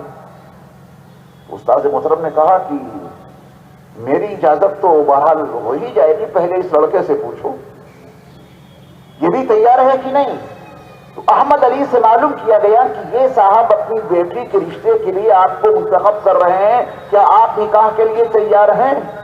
تو اس نوجوان احمد علی کا جواب یہ تھا کہ میرا خاندان تو مسلمان نہیں، میرے گھر والے تمام کے تمام نان مسلم ہیں، غیر مسلم ہیں، مجھے اپنی بیٹی کون دے دے گا؟ میں تو اپنے پورے خاندان میں اکیلا مسلمان ہوں، میں نے ہی تو کلمہ پڑھا ہے لا الہ الا اللہ محمد رسول اللہ، باقی تو میرے خاندان کے تمام لوگ غیر مسلم ہیں، مجھے کون لڑکی دے دے گا؟ تو انہوں نے کہا کہ نہیں، میں لڑکی دینے ہی کے لیے تو اتنے سفر کیے ہیں میں تمہارے ساتھ اپنی بیٹی کا رشتہ کرنا چاہتا ہوں، اگر تم تیار ہو تو بتاؤ۔ انہوں نے کہا کہ میں تو بہت غریب بچہ ہوں، صرف ایک جوڑی کپڑے وہ بھی میلے کچیلے، اس حال میں کون مجھے قبول کرے گا؟ انہوں نے کہا کہ نہیں، بس آپ ہاں کہہ دیجئے، میں اپنی بیٹی کا نکاح تم سے کر دوں گا، اور آج ہی عصر کی نماز کے بعد۔ کہا کہ ٹھیک ہے میں تیار ہوں۔ اپنے دوستوں ساتھیوں کے بیچ گئے تو ساتھیوں نے کہا میاں آج تمہارا نکاح ہے اور کپڑے اتنے گندے سندے پہنے ہوئے ہو، کسی ساتھی سے کپڑے ہی مانگ لو۔ انہوں نے کہا کہ میری غیرت گوارا نہیں کرتی کہ میں کسی ساتھی سے کپڑوں کا سوال کروں، میں کپڑے نہیں مانگوں گا۔ ساتھیوں نے ان کو اس بات پہ آمادہ کیا کہ پھر جو تم نے کپڑے پہن رکھے ہیں، یہ چادر لو، اس کو پہن لو، ان کپڑوں کو کم سے کم صاف ہی کر لو، شام کو عصر کی نماز کے بعد تمہارا نکاح ہونا ہے، یہ کپڑے دھو لو۔ انہوں نے جلدی سے ایک چادر پہن کر کے اپنے کپڑے اتارے اور ان کو دھویا، تو ان کی سوانح عمری میں لکھا ہے کہ اتفاق سے اس دن موسم ابر آلود تھا، ہلکی ہلکی فوار پڑ رہی تھی، بارش ہو رہی تھی، عصر تک ان کے کپڑے بھی نہیں سوکھ سکے۔ حضرت فرماتے ہیں کہ پھر مجبوری میں وہی گیلے سے کپڑے پہن کر میں مسجد میں گیا اور پھر میرا نکاح ہو گیا۔ نکاح ہوا، یہ تو بہت غریب تھے، گھر میں کچھ نہیں تھا، فارغ ہو گئے، رخصتی ہو گئی۔ رخصتی کے بعد جب گھر والوں نے پوچھا لڑکی سے کہ زندگی کیسی گزری، وقت کیسا گزرا، تو اس لڑکی کا بیان سنہرے حرفوں سے لکھنے کے قابل ہے۔ اس لڑکی نے بیان یہ دیا کہ ایک رات میں نے ان کے پاس گزاری، ایسا محسوس ہو رہا تھا کہ جیسے کہ میری یہ رات جنت میں گزری ہو۔ کروڑوں روپے خرچ کرتے ہیں، پہلی رات میں طلاق ہو جاتی ہے، کروڑوں روپے سے شادیاں ہوتی ہیں، مہینے بھر میں طلاق ہو جاتی ہے، اور یہ غربت کا عالم ہے، قسم پرسی کا عالم ہے۔ اور جب نکاح ہوا ہے تو لڑکی کو کوئی شکوہ نہیں کہ لڑکا اتنا غریب ہے، لڑکی کا بیان یہ ہے کہ یہ تو رات ایسی گزری جیسے جنت میں گزاری ہو۔ انسان کا اخلاق، اس کا کردار بولتا ہے، وہ انسان کو متاثر کرتا ہے۔ پھر یہ کتنے بڑے عالم بنے اور کتنے بڑے مفسر بنے، اس وقت کے بڑے بڑے علماء ان کی خدمت میں پہنچ کر تفسیر کا علم حاصل کرتے تھے، قرآن کو سمجھنے کا علم حاصل کرتے تھے، بڑے بڑے علماء ان کے پاس جا کر تفسیر پڑھا کرتے تھے۔ حضرت فرمایا کرتے تھے کہ اگر میں ٹرین پہ چڑھ رہا ہوں، پلیٹ فارم پر موجود ہوں اور ٹرین آ جائے اور میں ٹرین کے اوپر سوار ہو رہا ہوں، ٹرین پر چڑھتے چڑھتے اگر کوئی مجھ سے یہ پوچھے کہ پورے قرآن کا خلاصہ کیا ہے تو میں ٹرین پہ چڑھتے چڑھتے اس کو پورے قرآن کا خلاصہ بتا دوں گا. یہ حضرت احمد علی صاحب لاہوری رحمت اللہ علیہ، ان کا قصہ میں آپ کے سامنے سنا رہا ہوں نکاح کے حوالے سے. ان کی یہ بات مجھے ابھی یاد آ گئی تو میں نے سوچا کہ آپ کو بھی سنا دوں ان کی بات. بڑے بڑی تعجب خیز بات ہے. کوئی ٹرین پہ چڑھ رہے ہیں اور چڑھتے چڑھتے کوئی پوچھے کہ پورے قرآن کا خلاصہ کیا ہے، وہ فرماتے ہیں کہ میں ٹرین پہ چڑھتے چڑھتے ان کے اس سوال کا جواب بتا دوں گا، جواب دے دوں گا اور ان کو سمجھا دوں گا کہ پورے قرآن کا خلاصہ یہ ہے. قرآن میں تو 30 پارے، 114 سورتیں ہیں، 540 رکوع ہیں، 6000 سے زائد آیتیں ہیں. اتنے بڑے قرآن کا خلاصہ ٹرین پہ چڑھتے چڑھتے آپ بتا دیں گے. متوسلین نے منتظرین نے پوچھا کہ حضرت پورے قرآن کا خلاصہ اتنے مختصر وقت میں آپ کیا بتا سکتے ہیں، کیا بتائیں گے؟ حضرت نے فرمایا کہ میں پورے قرآن کا خلاصہ اس طرح بتاؤں گا: اللہ کو عبادت سے، رسول کو اطاعت سے، مخلوق کو خدمت سے راضی کر لو. یہ ہے پورے قرآن کا خلاصہ. اتنی باتوں ٹرین پہ چڑھتے چڑھتے کہی جا سکتی ہے نا، ایک سانس میں کہی جا سکتی ہے. اللہ کو عبادت سے، رسول کو اطاعت سے، مخلوق کو خدمت سے راضی کر لو. یہ ہے پورے قرآن کا خلاصہ. اللہ مجھے اور آپ کو اس کی توفیق عطا فرمائے. عبادت کس کے لیے؟ اللہ کے لیے. اطاعت کس کی؟ حضرت محمد صلی اللہ علیہ وسلم کی. اور کیا یہیں پر ٹھہر جائیں گے؟ یہی قرآن کا مطالبہ پورا ہو گیا کہ نمازیں پڑھو اور سنتوں پہ عمل کرو، رسول صلی اللہ علیہ وسلم کی اطاعت کرو، اور پڑوس میں کوئی بھوک سے تڑپتا رہے، سماج میں کوئی بلکتا رہے، بیٹیوں کی شادی کا کوئی انتظام نہ ہونے پائے، قرآن کا مطالبہ پورا ہو جائے گا؟ نہیں. اللہ کو عبادت سے راضی کرو، رسول کو اطاعت سے راضی کرو، اور اس مخلوق کی خدمت کر کے اس مخلوق کو بھی راضی کرو. یہ قرآن کا مطالبہ ہے. قومی خدمت کے بغیر، انسانوں کی خدمت کے بغیر اللہ کی رضا نہیں مل سکتی، اور مصطفیٰ صلی اللہ علیہ وسلم کی بھی خوشنودی حاصل نہیں ہو سکتی. میں عرض یہ کر رہا تھا کہ اس جوڑے کے انتخاب میں ضروری ہے، لازم ہے کہ کچھ مخصوص صفات کی عورتوں کو اپنے ساتھ میں لیا جائے، مخصوص صفات کی عورت کو اپنی ازدواجی زندگی میں شامل کیا جائے. مال، حسن و جمال اور حسب نسب یہ سب ثانوی درجے کی چیز ہیں. اصل مقدم ہونا چاہیے اس کی دینداری. اللہ کے نبی صلی اللہ علیہ وسلم کے ارشاد گرامی ہے: جس کو 4 چیزیں مل گئیں اس کو دنیا اور آخرت کی بھلائی مل گئی. کتنی چیزیں مل جائیں؟ 4. جس کو 4 چیزیں مل گئیں اس کو دنیا اور آخرت کی بھلائی مل گئی. پہلی چیز ہے قلبا شاکرا، شکر گزار دل جس کو مل گیا تو سمجھو دنیا اور آخرت کی بھلائی اس کو مل گئی. ولسانا ذاکرا، جس کو ذکر کرنے والی زبان مل جائے بس سمجھو اسے دنیا اور آخرت کی بھلائی مل گئی. وبدنا علی البلاء صابرا، اور جس کو ایسا بدن مل جائے جو مصیبتوں کو، مشقتوں کو جھیلنے والا اور برداشت کرنے والا ہو بس سمجھو دنیا اور آخرت کی بھلائی اس کو مل گئی.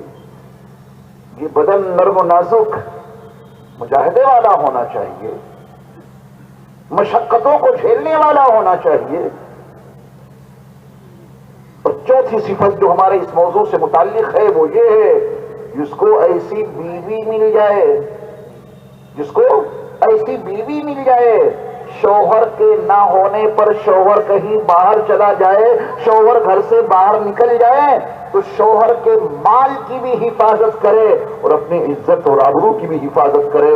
جس کو ایسی بیوی مل جائے اس کو دنیا اور آخرت کی بھلائی مل گئی. لوگ جانتے ہیں، سمجھتے ہیں کہ اگر ایسی بد اخلاق لڑکی حصے میں آ گئی تباہی تباہی ہے، اور پھر بھی وہیں گھستے ہیں. اعتماد بالکل نہیں، غیر اعتماد ہونے کا یہ عالم ہے، غیر معتمد ہونے کا یہ عالم ہے.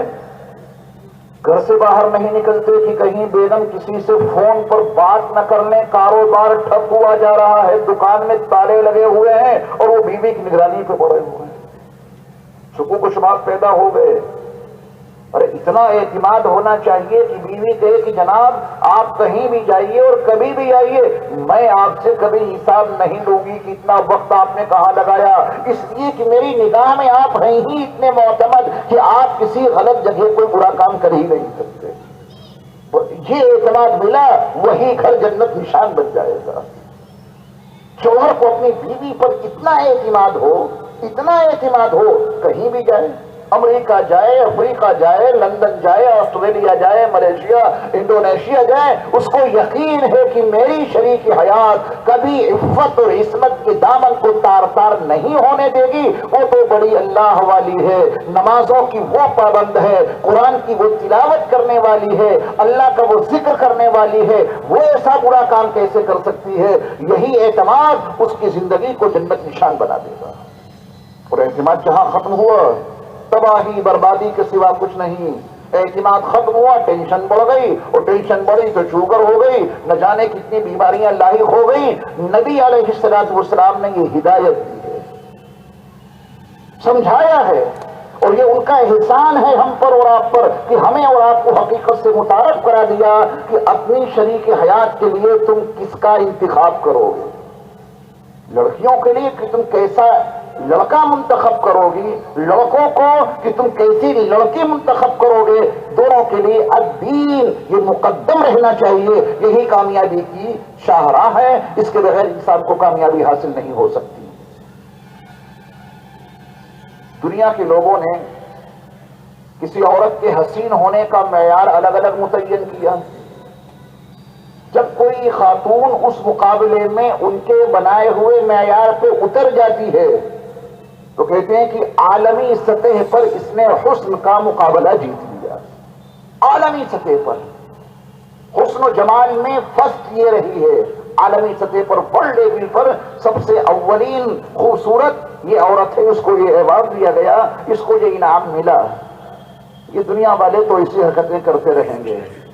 میرے مصطفیٰ علیہ السلام نے سب سے اچھی بیوی کی 4 صفات بتا دی ہیں.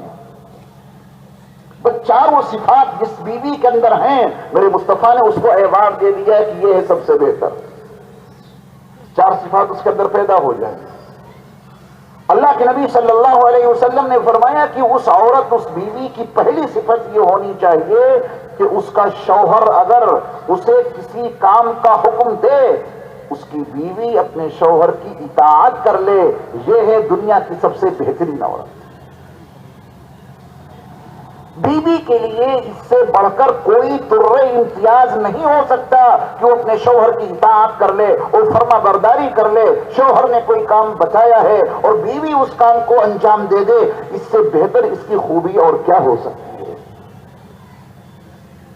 ایک کام وہی لڑکی باہر جا کے کرتی ہے، ریسٹورنٹ پہ گئی، کھانا بنا رہی ہے، روٹی تیار کر رہی ہے، بےہودہ لوگوں کو شراب سپلائی کر رہی ہے، شراب دے جا رہی ہے، اور ترقی یافتہ ہے، سروس کر رہی ہے.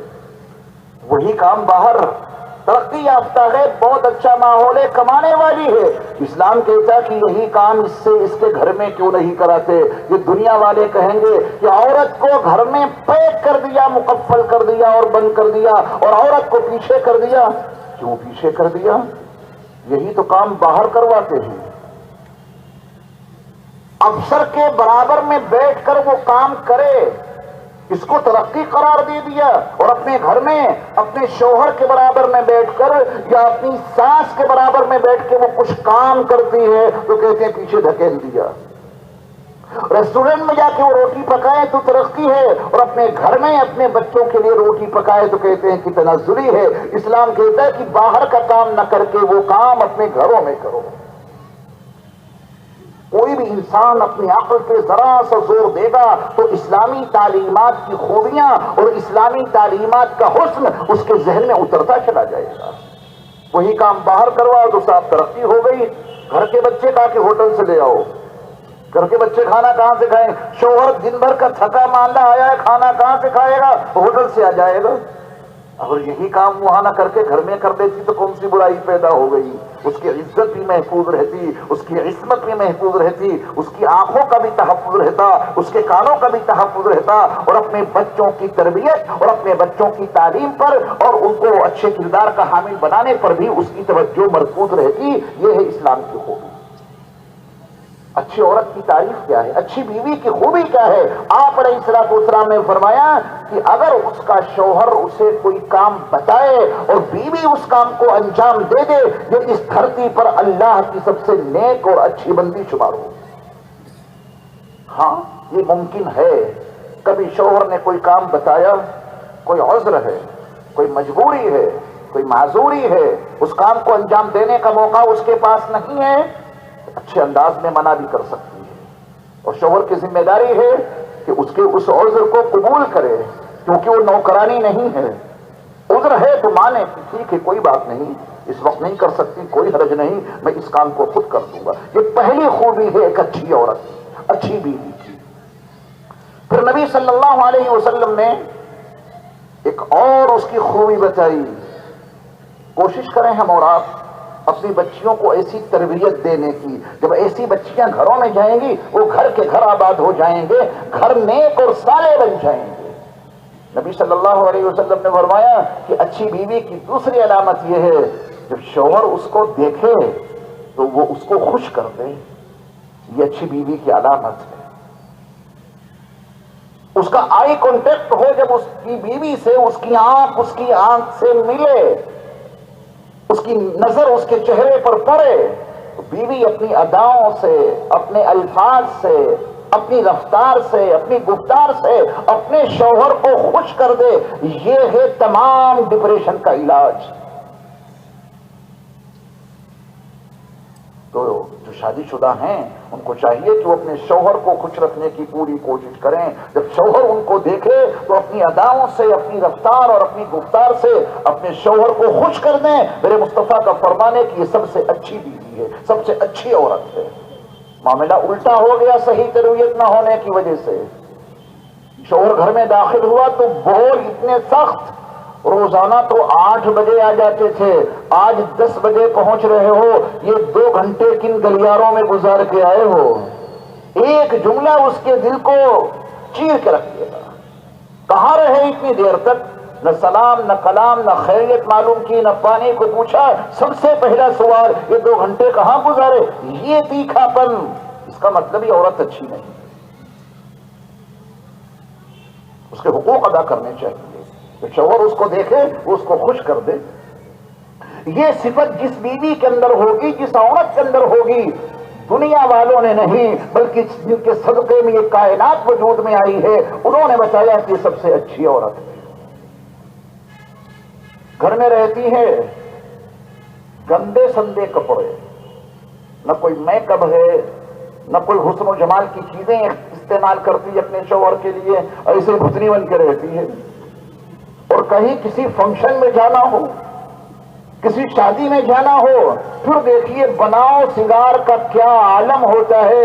کہ کس کے لیے بناؤ سنگار ہے؟ میرے مصطفیٰ نے فرمایا کہ تمہارا سارا حسن و جمال اور تمہارا سارا بناؤ سنگار صرف تمہارے شوہر کے لیے وقف ہونا چاہیے۔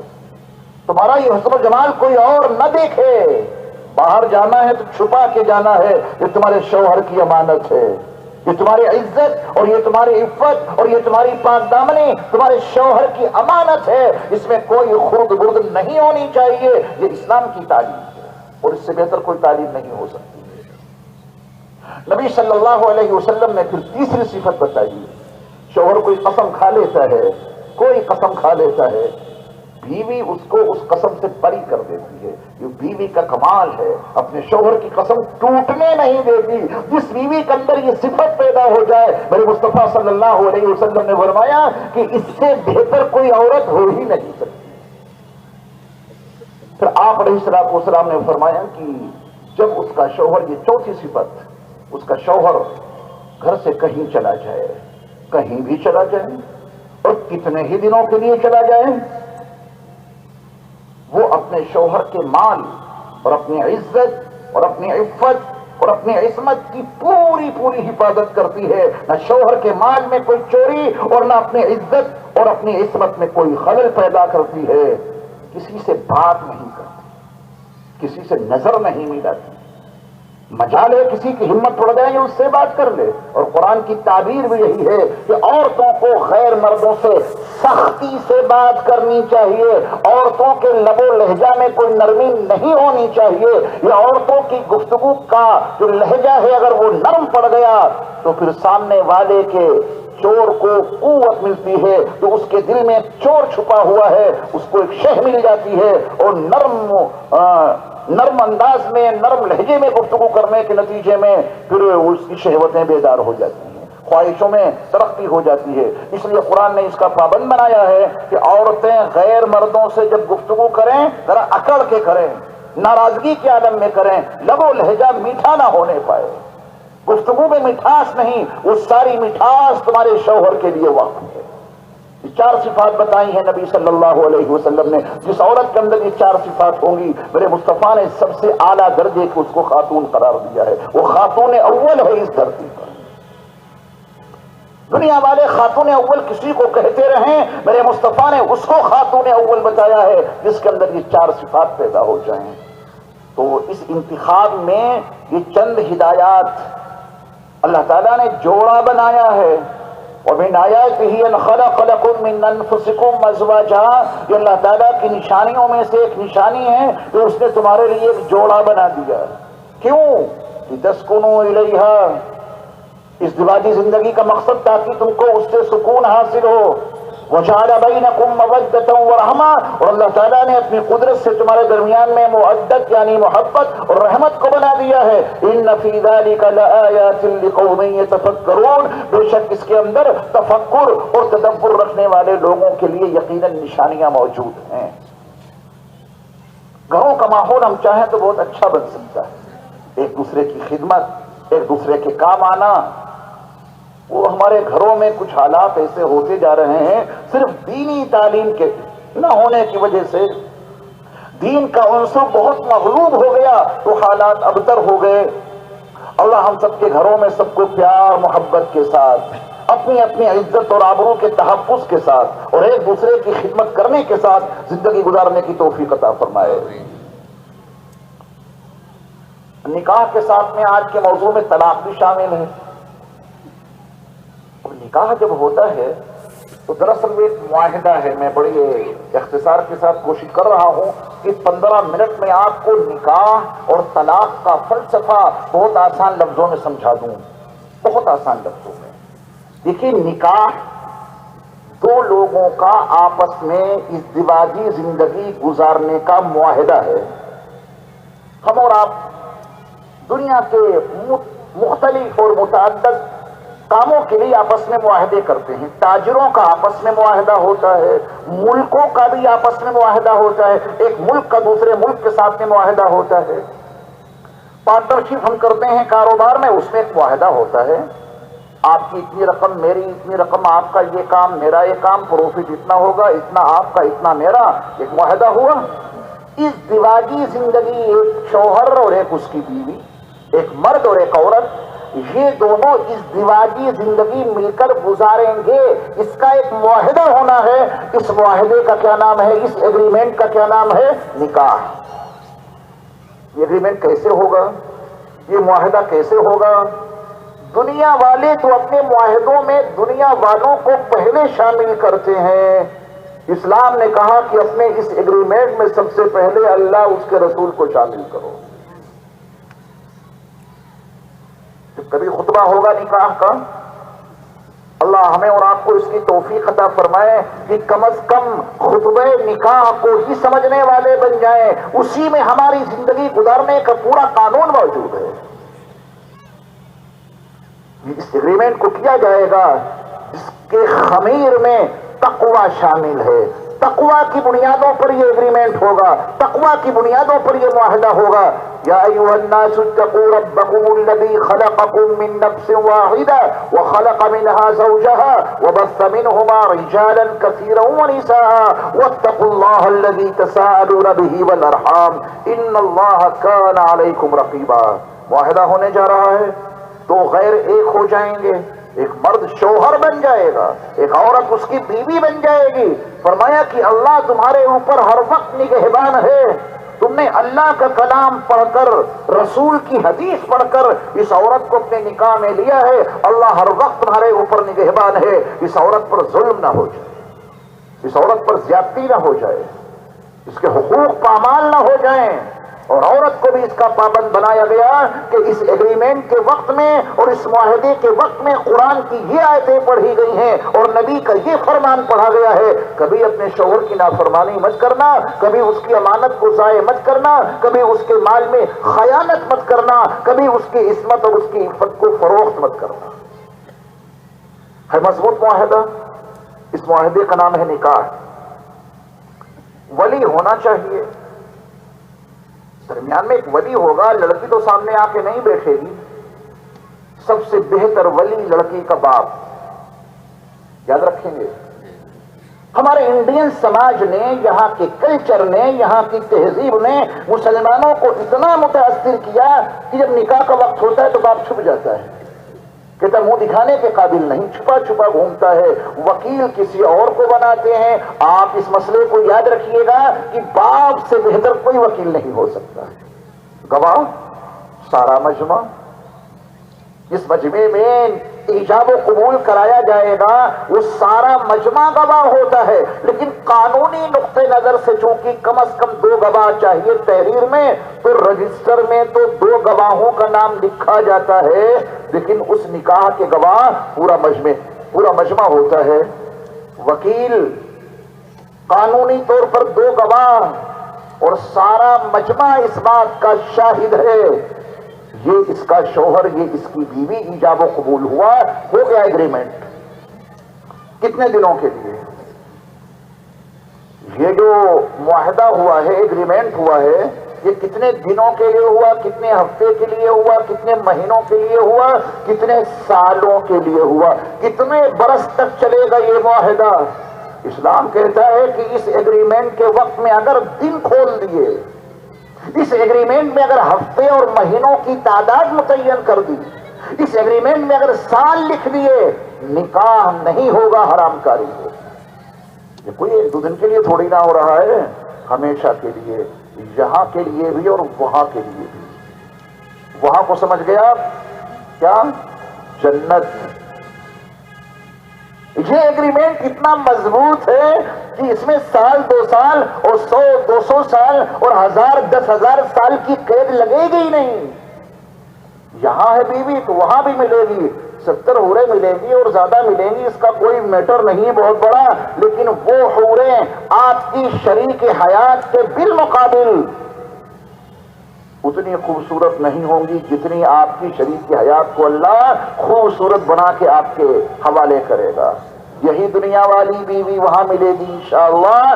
شرط یہ ہے کہ دونوں ایمان کے ساتھ دنیا سے رخصت ہوں، اور شرط یہ ہے کہ وہ دونوں یعنی شوہر اور بیوی دنیا میں نیک اعمال کرتے رہے ہوں، گناہ ہو گیا ہو توبہ کر کے مرے ہوں۔ یہ دونوں یہاں بھی میاں بیوی ہیں، اللہ ان کو جنت میں بھی میاں بیوی کے عنوان سے رکھے گا، اور جتنی حوریں ہوں گی سب آپ کی شریک حیات اور آپ کی بیوی کے بالمقابل ان سے کم درجے کی ہوں گی، خادمہ بن کر رہیں گی، شہزادی کے عنوان سے، ملکہ کے عنوان سے آپ کی بیوی آپ کے ساتھ میں رہیں گی۔ اس لیے کہا گیا کہ اس ایگریمنٹ کے برپا کرنے کے وقت اور اس معاہدے کے وقت میں سال، ہفتہ، مہینہ، 2 مہینہ اس کی کوئی قید نہیں رکھی جا سکتی۔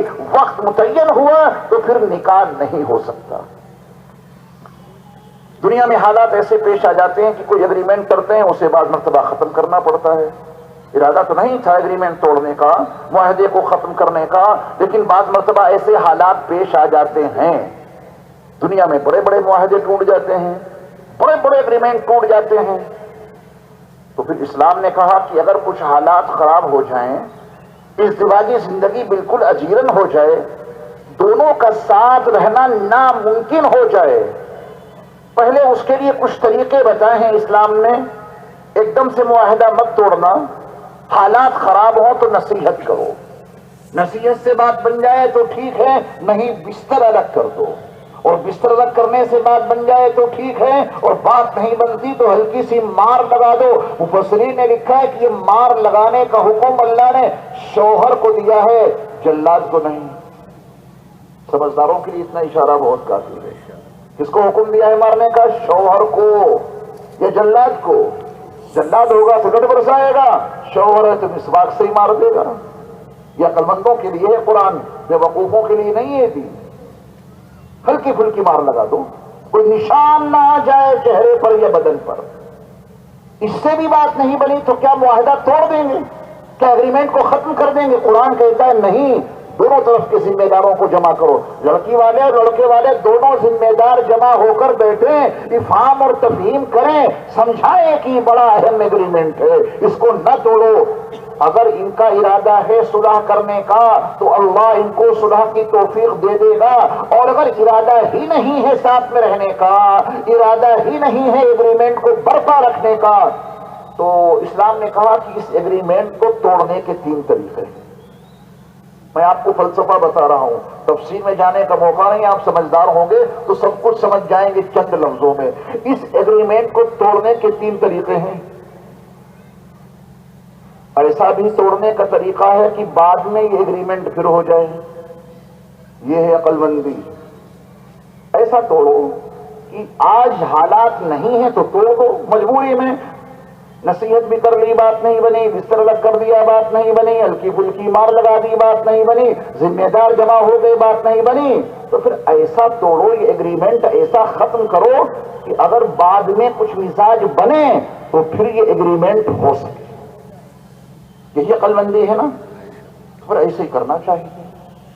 اسلام یہ نہیں کہتا کہ بیوی نے کھانا بنایا اور نمک تیز ہو گیا بولے 3 طلاق ہیں، یہ اسلام نہیں ہے۔ وقت پہ کپڑوں پہ پریس نہ ہو سکی 3 طلاقیں، وقت پہ ناشتہ نہیں مل سکا 1000 طلاقیں، معمولی سی کوئی بات ہو گئی طلاق طلاق طلاق۔ یہ مسلمانوں کا کام نہیں ہے، یہ ایمان والوں کا کام نہیں ہے، یہ نبی آخر الزماں کے غلاموں کا کام نہیں ہے، یہ تو بےہودہ لوگوں کا کام ہے، یہ بدتمیز لوگوں کا کام ہے، یہ اسلام کے ساتھ کھلواڑ کرنے والوں کا کام ہے۔ لیکن اگر کوئی حرام کام کرے تو کیا وہ ہوگا نہیں؟ وہ تو ہو جائے گا۔ کسی کا قتل ناحق حرام ہے، اور کوئی گولی مار دے تو کیا وہ مرے گا نہیں؟ مر تو جائے گا، لیکن کرنے والا کتنا برا اور کتنا گنہگار ہے۔ وہ جو 3 طلاقیں دیتے ہیں ایک ساتھ میں، ایگریمنٹ کو بالکل ختم کر دیا، آئندہ ایگریمنٹ ہو ہی نہیں سکتا۔ اسلام نے کہا کہ عقل مندی کے ساتھ میں یہ زندگی کا ایگریمنٹ ختم کرنا، اور اس کا طریقہ یہ ہے 1 طلاق دے دو۔ کتنی؟ 1۔ اس سے وہی کام ہوگا جو 3 سے ہوتا ہے۔ طلاق کا مطلب ہے ایگریمنٹ کو ختم کرنا، معاہدے کو ختم کرنا۔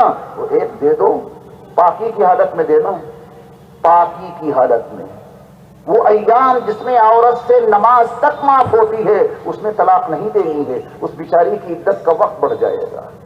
پاکی کی حالت میں دو، تاکہ اس کے بعد جب اس کا وہ وقت آئے 1، دوسرا وقت آئے 2، تیسرا وقت آئے 3، پاک ہوتے ہی عدت پوری، آزاد کہیں بھی نکاح کرے۔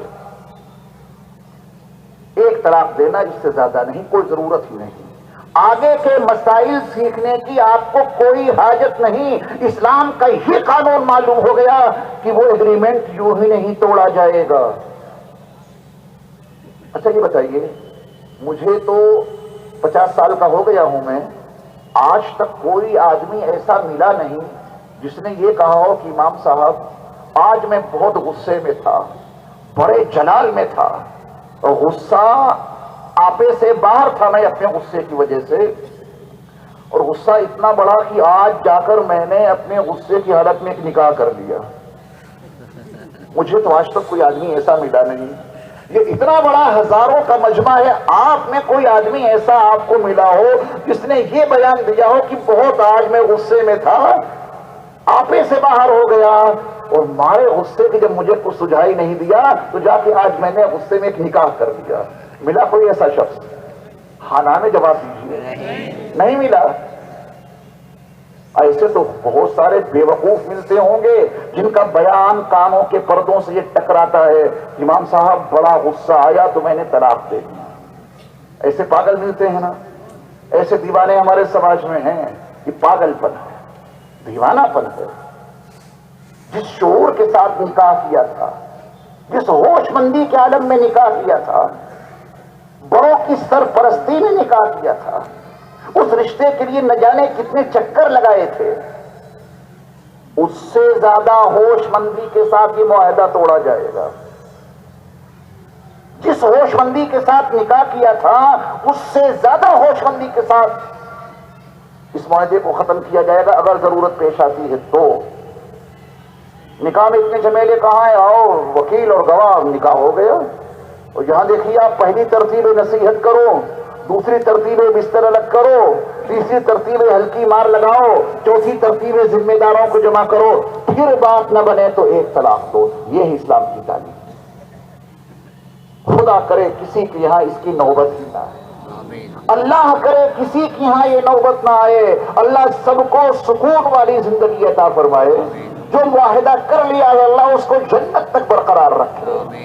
جو ایگریمنٹ کیا ہے قرآن و حدیث کے تناظر میں، وکیل و گواہوں کی موجودگی میں، قاضی صاحب کی زبانی ایجاب و قبول ہوا ہے، اللہ اس کو قیامت تک اور جنت تک باقی رکھے. لیکن اگر کوئی دیکھ لیتا ہے کہ اس کی بیوی غیر کے ہاتھ میں ہاتھ دے کے چل رہی ہے، کیسے برداشت کرے گا؟ اپنے سر کی آنکھوں سے اس نے دیکھ لیا کہ اس کی بیوی غیر کے بستر پہ پڑی ہوئی ہے، کیسے برداشت کرے گا وہ؟ یہ ہیں وہ حالات، یہ ہیں وہ نامساعد حالات جس میں مجبوراً اسلام اجازت دیتا ہے کہ اب اس معاہدے کو توڑو. لیکن کیسے توڑنا ہے اس کا طریقہ میں نے بتایا. باقی مسائل میں آپ کو جانا ہی نہیں، اسی کی دعوت دو، اسی کی تبلیغ کرو، نوجوانوں کو تلقین کرو کہ بھائی طلاق غصے میں دینے والا کوئی عمل ہی نہیں کہ بہت غصہ آ گیا تو طلاق دے دی. طلاق کے لیے تو نکاح سے زیادہ ہوش مندی چاہیے. یہ فکر اگر بیدار ہو گئی تو ہمارے سماج میں جو گھر برباد ہو رہے ہیں، معمولی معمولی باتوں پہ بیٹیوں کے گھر تباہ ہو رہے ہیں، بچوں کی زندگیاں تباہ ہو رہی ہیں، اس سے حفاظت ہو جائے گی. حاجی ناصر صاحب کل 500 کرسیوں کا آرڈر دے دیجیے. ہمارے بہت ساتھی کھڑے ہوئے ہیں، یہاں ساتھی بیٹھے ہوئے ہیں. 500 کرسیوں کا اور اضافہ کل ہو جائے گا انشاءاللہ. آپ اکیلے آئیں گے اور لوگ بلائیں گے اور لوگوں کو بھی لائیے گا. آپ کی برکت سے اگر کسی کے کان میں کوئی دین کی بات پڑ گئی اور اس کی زندگی میں انقلاب صالح انقلاب آ گیا، اس کا ثواب قیامت تک آپ کو ملتا رہے گا انشاءاللہ. لائیں گے اپنے ساتھ میں، اگر ایک ایک ساتھی بھی لائیں تو مجمع ڈبل ہو جائے گا انشاءاللہ. ایک اعلان کیے دیتا ہوں، یہ اتنا بڑا جو پروگرام منعقد ہوتا ہے ہر سال، اللہ الحمدللہ 20واں سال ہے یہ، اس کے چندے کے لیے کسی کے دروازے پر میں نہیں جاتا ہوں، نہ میرے ساتھی جاتے ہیں.